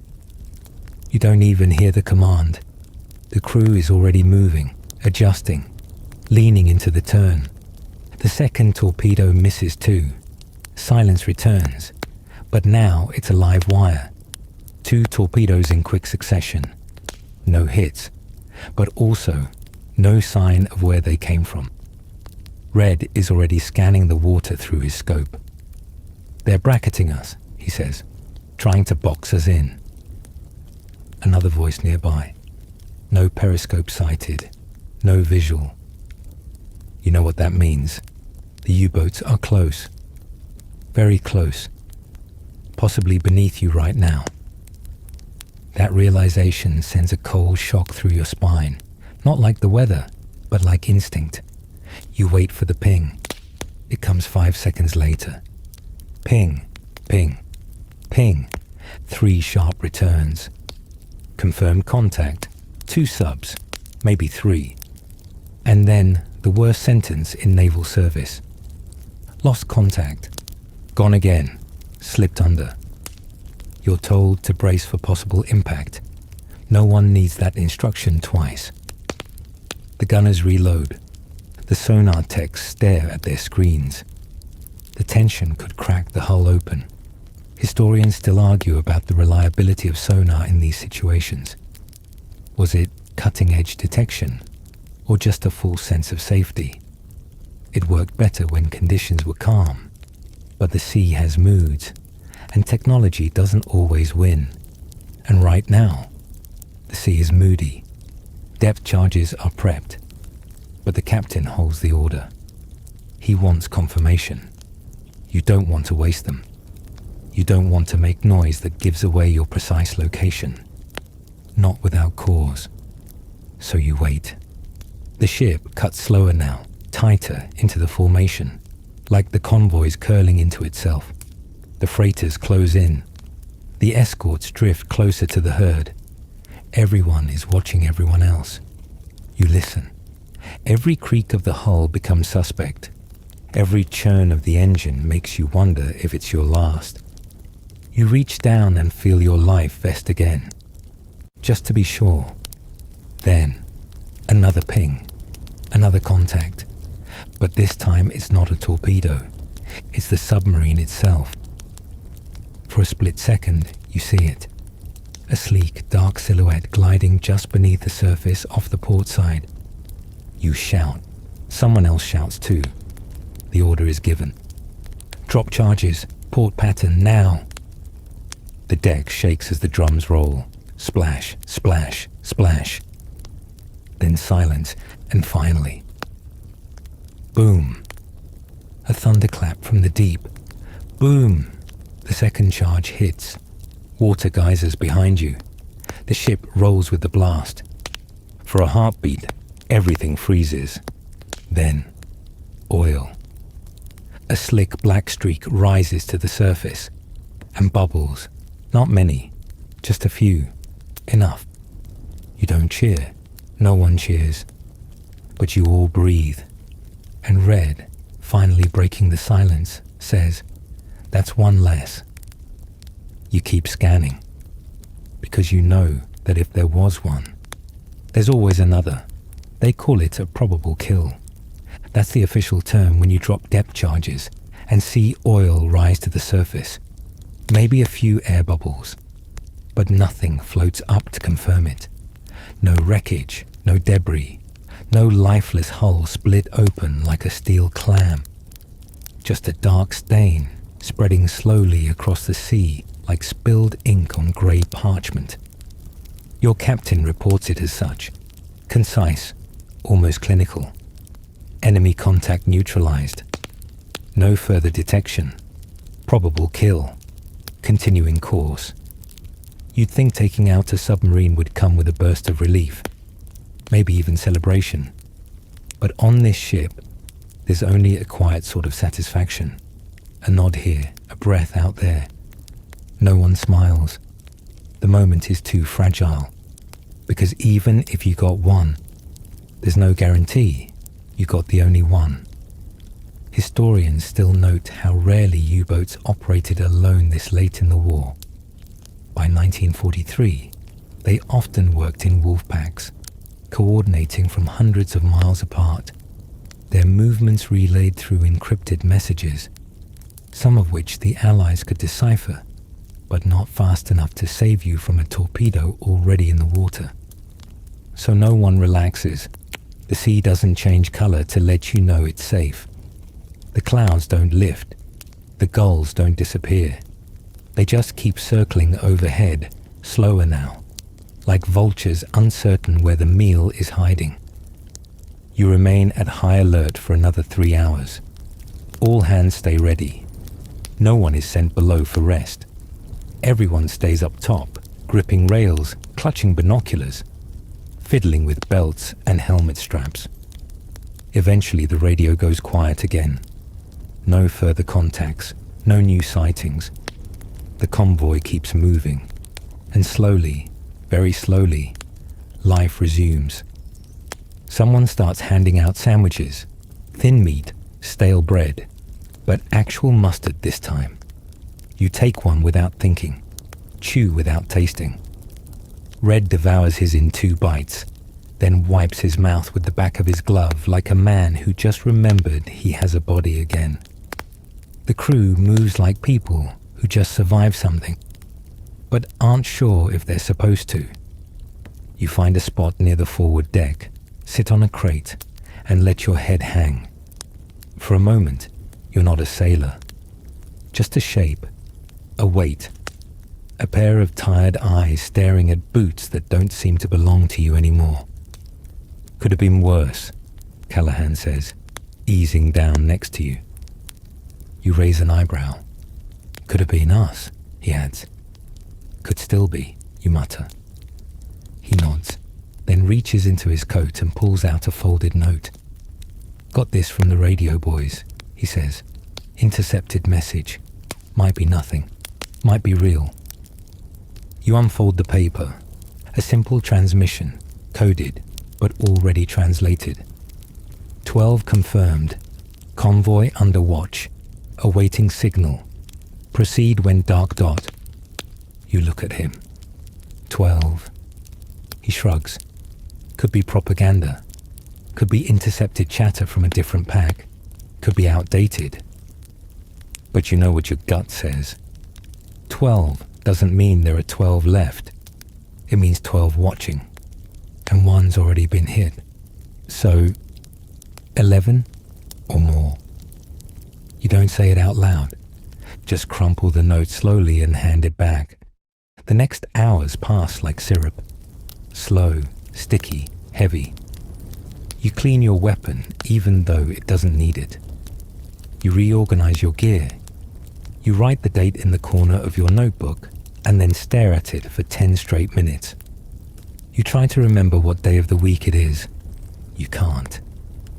Murph walks by with a mop, humming again. He nods to you, cheerful as ever. Either he's got nerves of steel, or he's completely broken and hasn't noticed. Gonna be stormy tonight, he says. How do you know? He gestures at the sky. Clouds are low, gulls are low, pressure's dropping. Also, I read the chart. You laugh once. The sound surprises you. It's short, dry, almost sarcastic, but it's a laugh nonetheless. Murph grins, taps the brim of his cap, and keeps walking. By evening, the ocean starts to shift again. That subtle change in texture. The waves grow taller, slower. The wind tastes different, thicker, wetter. You can smell rain before you feel it. And then it comes. Not a storm, not yet, but a drizzle.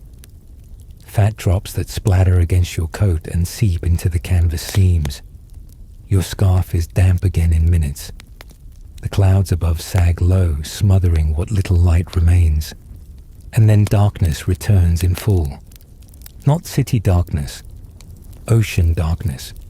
The kind where there's no reflection, no sky glow, no horizon.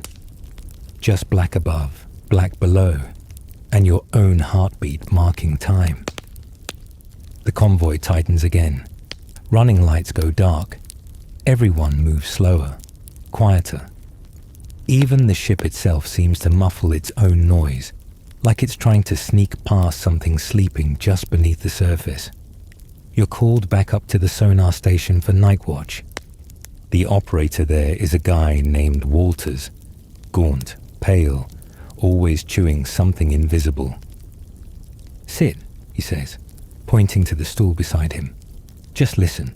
If you hear anything I don't, tap my arm. You nod. The headphones go on. At first, nothing. Then the familiar rhythm. Ping. Pause. Ping. Longer pause. Ping. Then silence. And then a faint echo. Fainter than usual. Like a whisper bouncing off velvet. Walter stiffens. He adjusts the dial. You hear it too.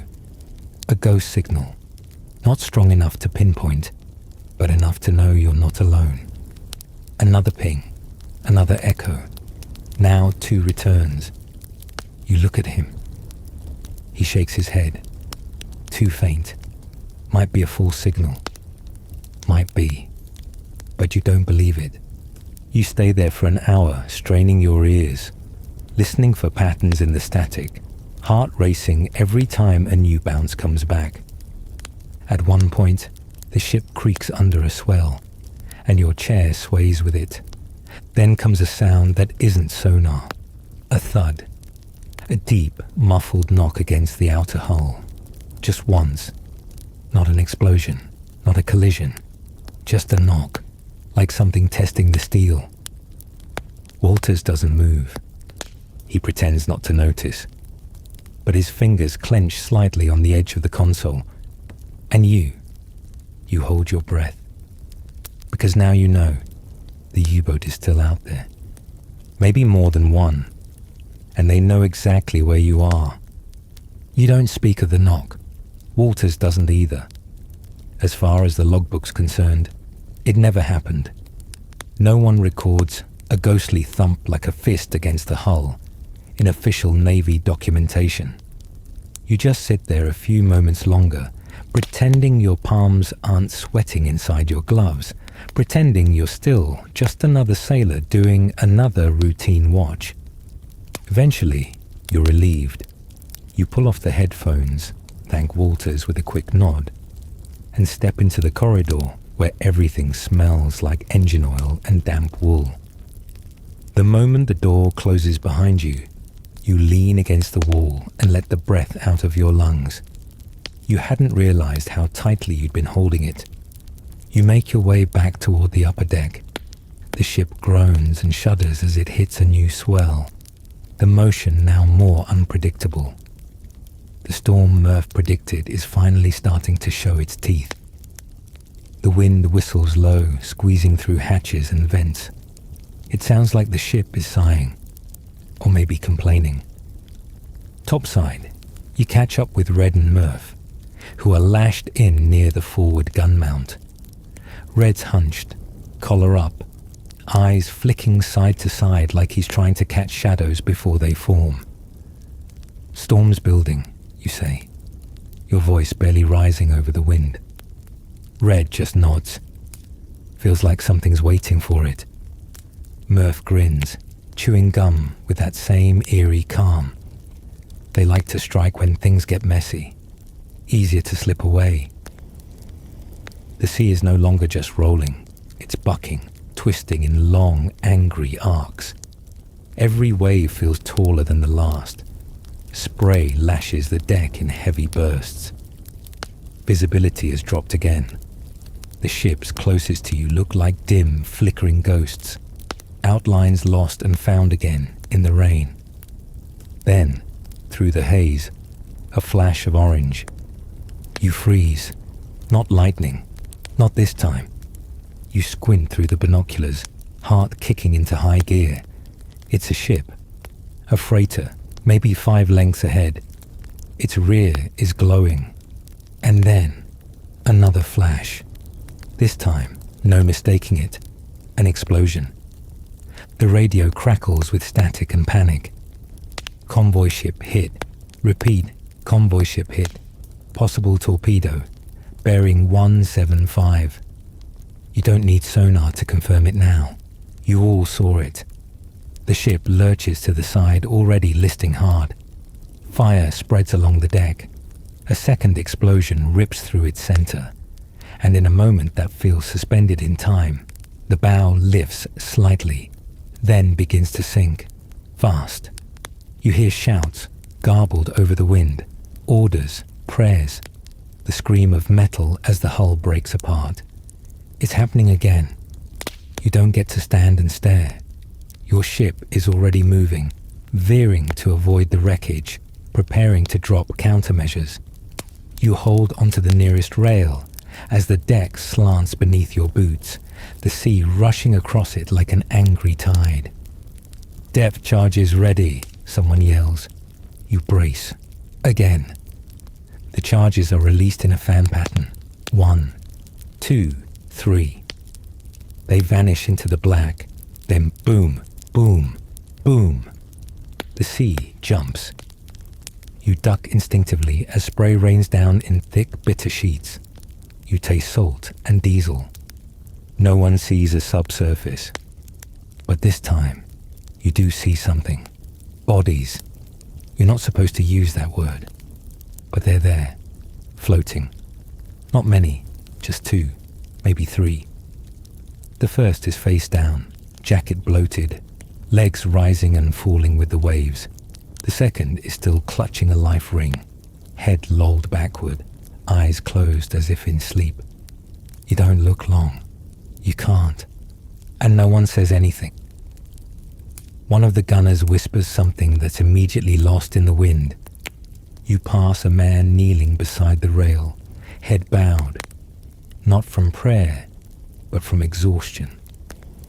Red beside you doesn't speak. He just tightens his grip on the rope lash around his waist and keeps watching.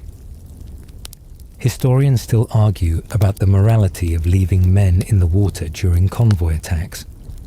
The official policy was clear. Do not stop. Do not slow. Do not retrieve. Doing so endangered the entire group. But to the men standing on the rails, Watching shipmates and strangers drift in the waves, it didn't feel that clear.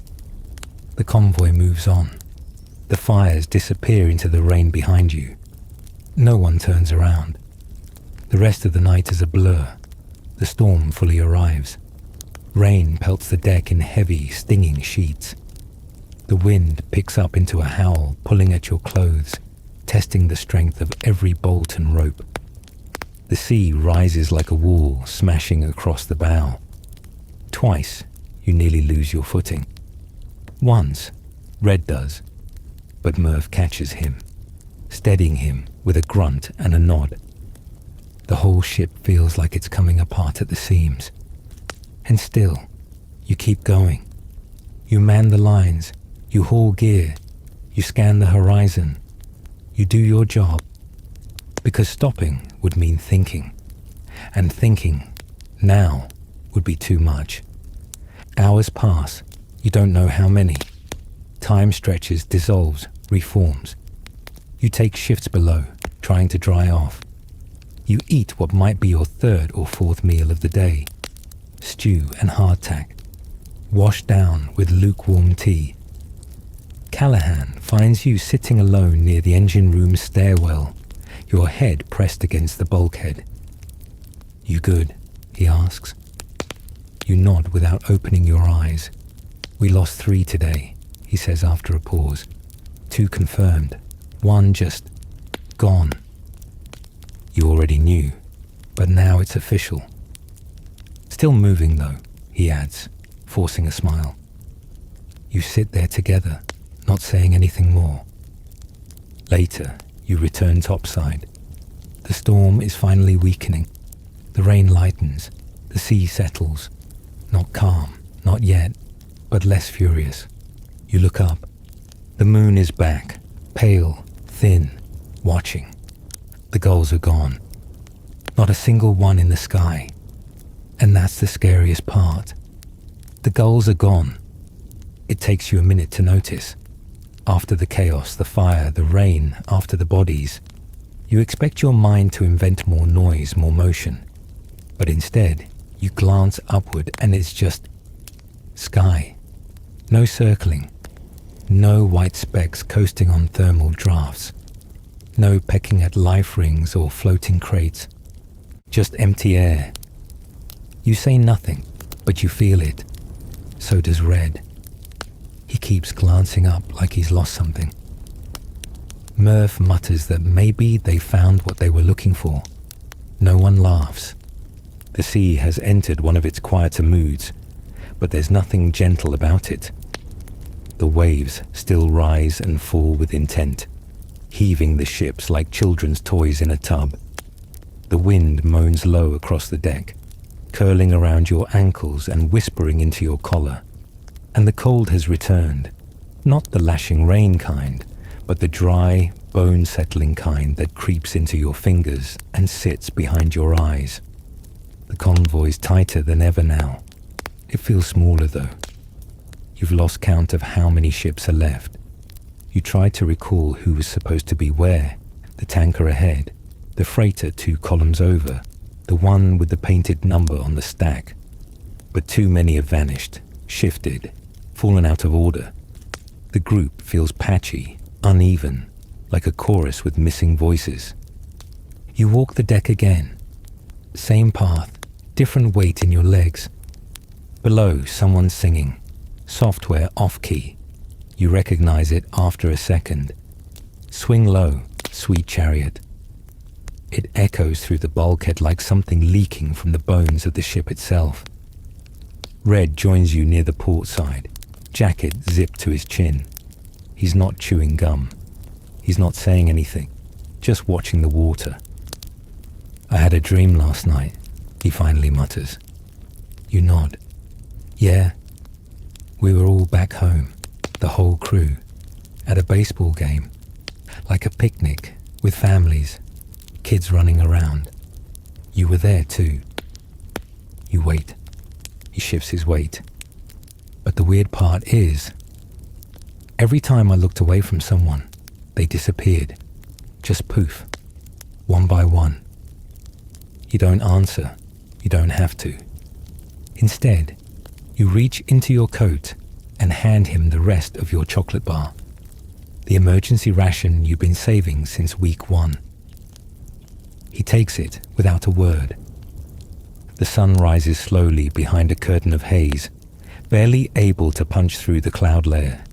It stains the water orange and pink for a moment before being swallowed up by grey again. You blink in the light.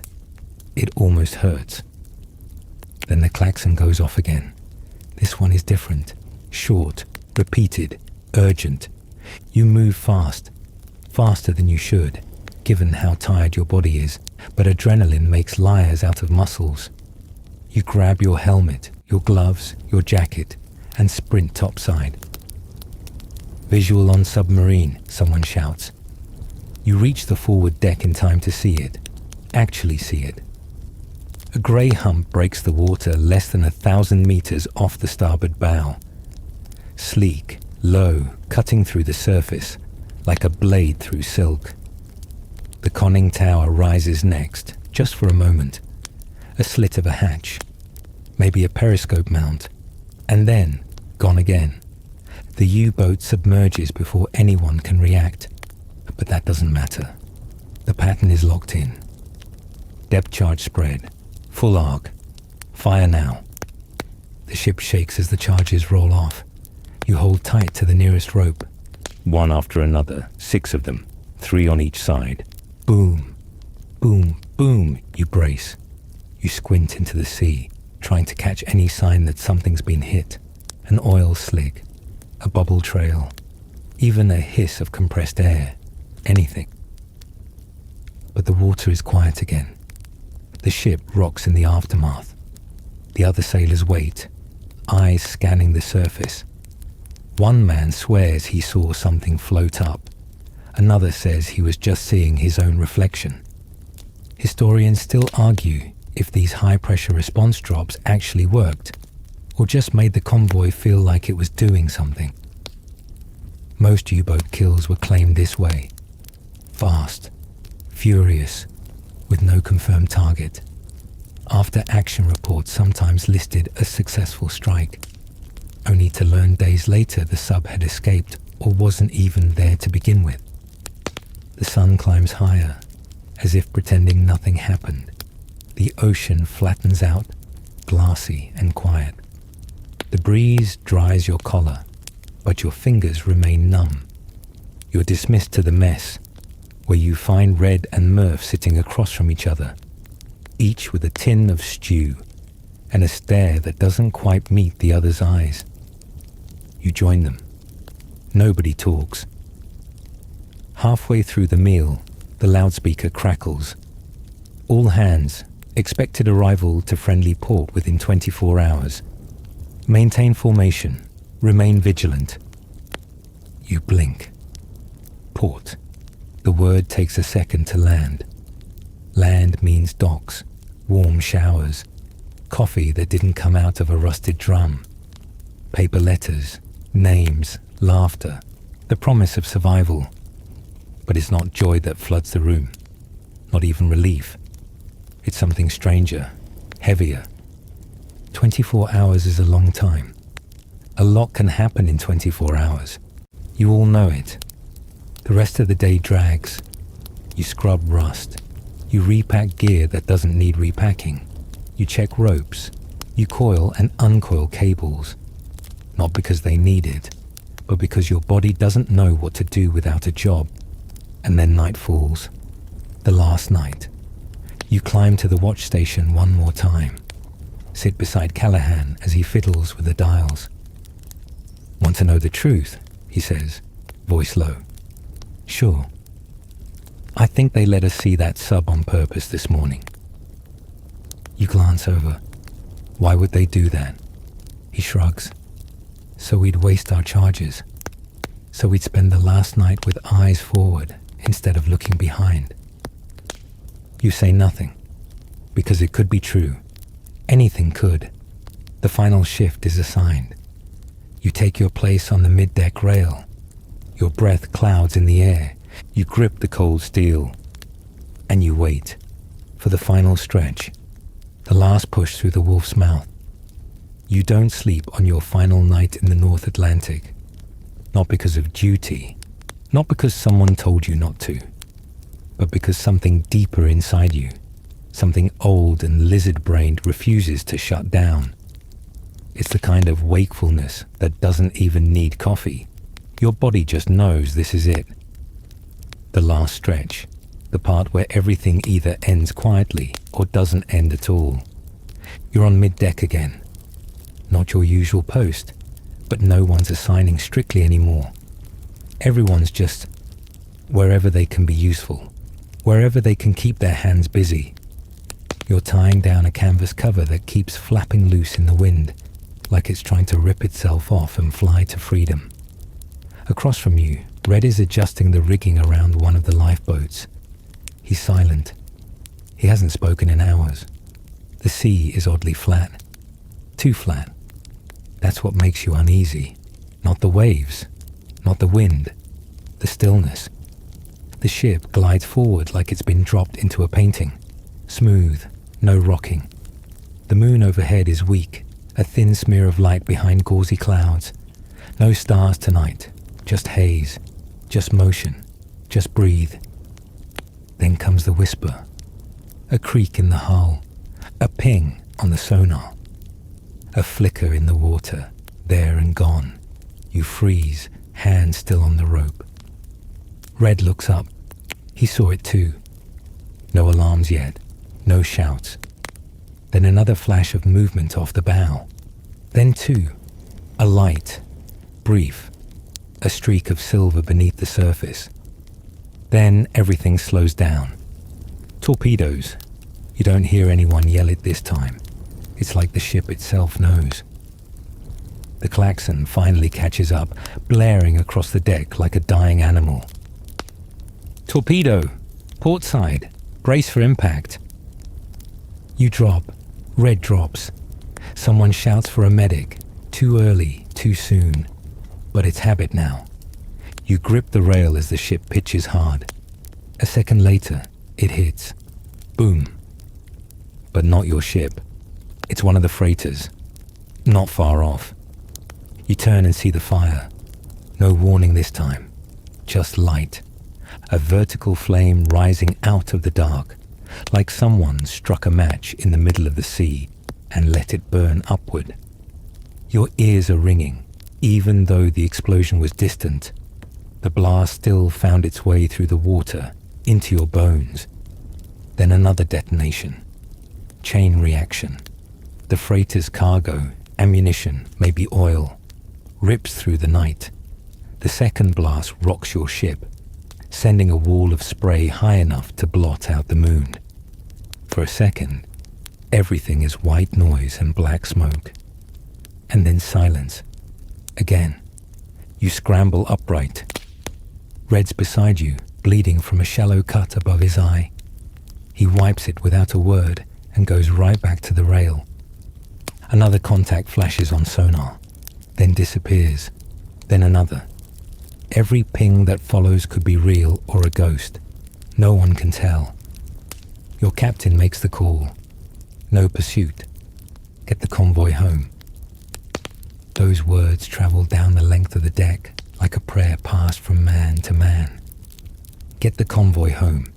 You pull your gloves tighter. You watch the horizon. You clench your jaw and force yourself to breathe slower. You are not hit. Not yet. You make it through the night. Somehow. And then, sometime past dawn, the sea begins to change. The swells soften. The wind warms, just slightly. And there, barely visible through the haze, land. Not much. Not even clear at first.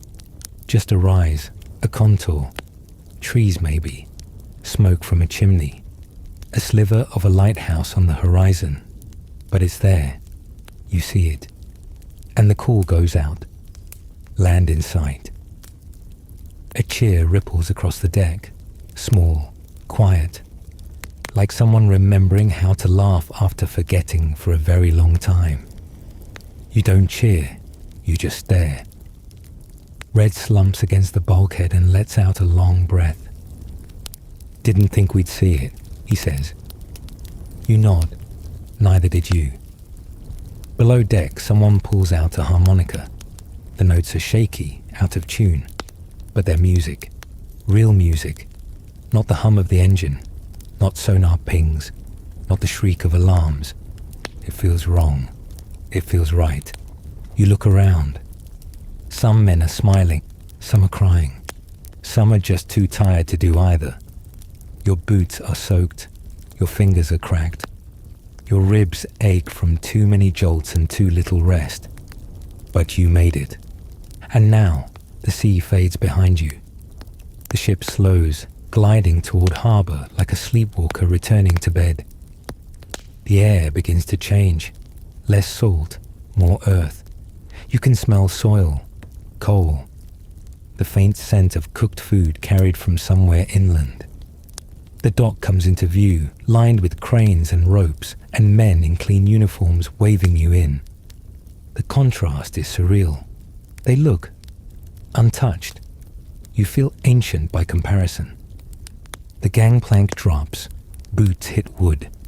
Voices rise, some too loud, some still whispering out of habit. But you stay at the rail a moment longer, because a part of you is still out there. Somewhere in the dark, somewhere beneath the waves, still listening for sonar, still gripping a railing, still waiting for the next ping. You step off last. Your foot hits solid ground, and the ship exhales. She's done her job, and so have you, for now. So close your eyes. Let the engine noise fade. Let the water still. Let the memory of metal and mist dissolve into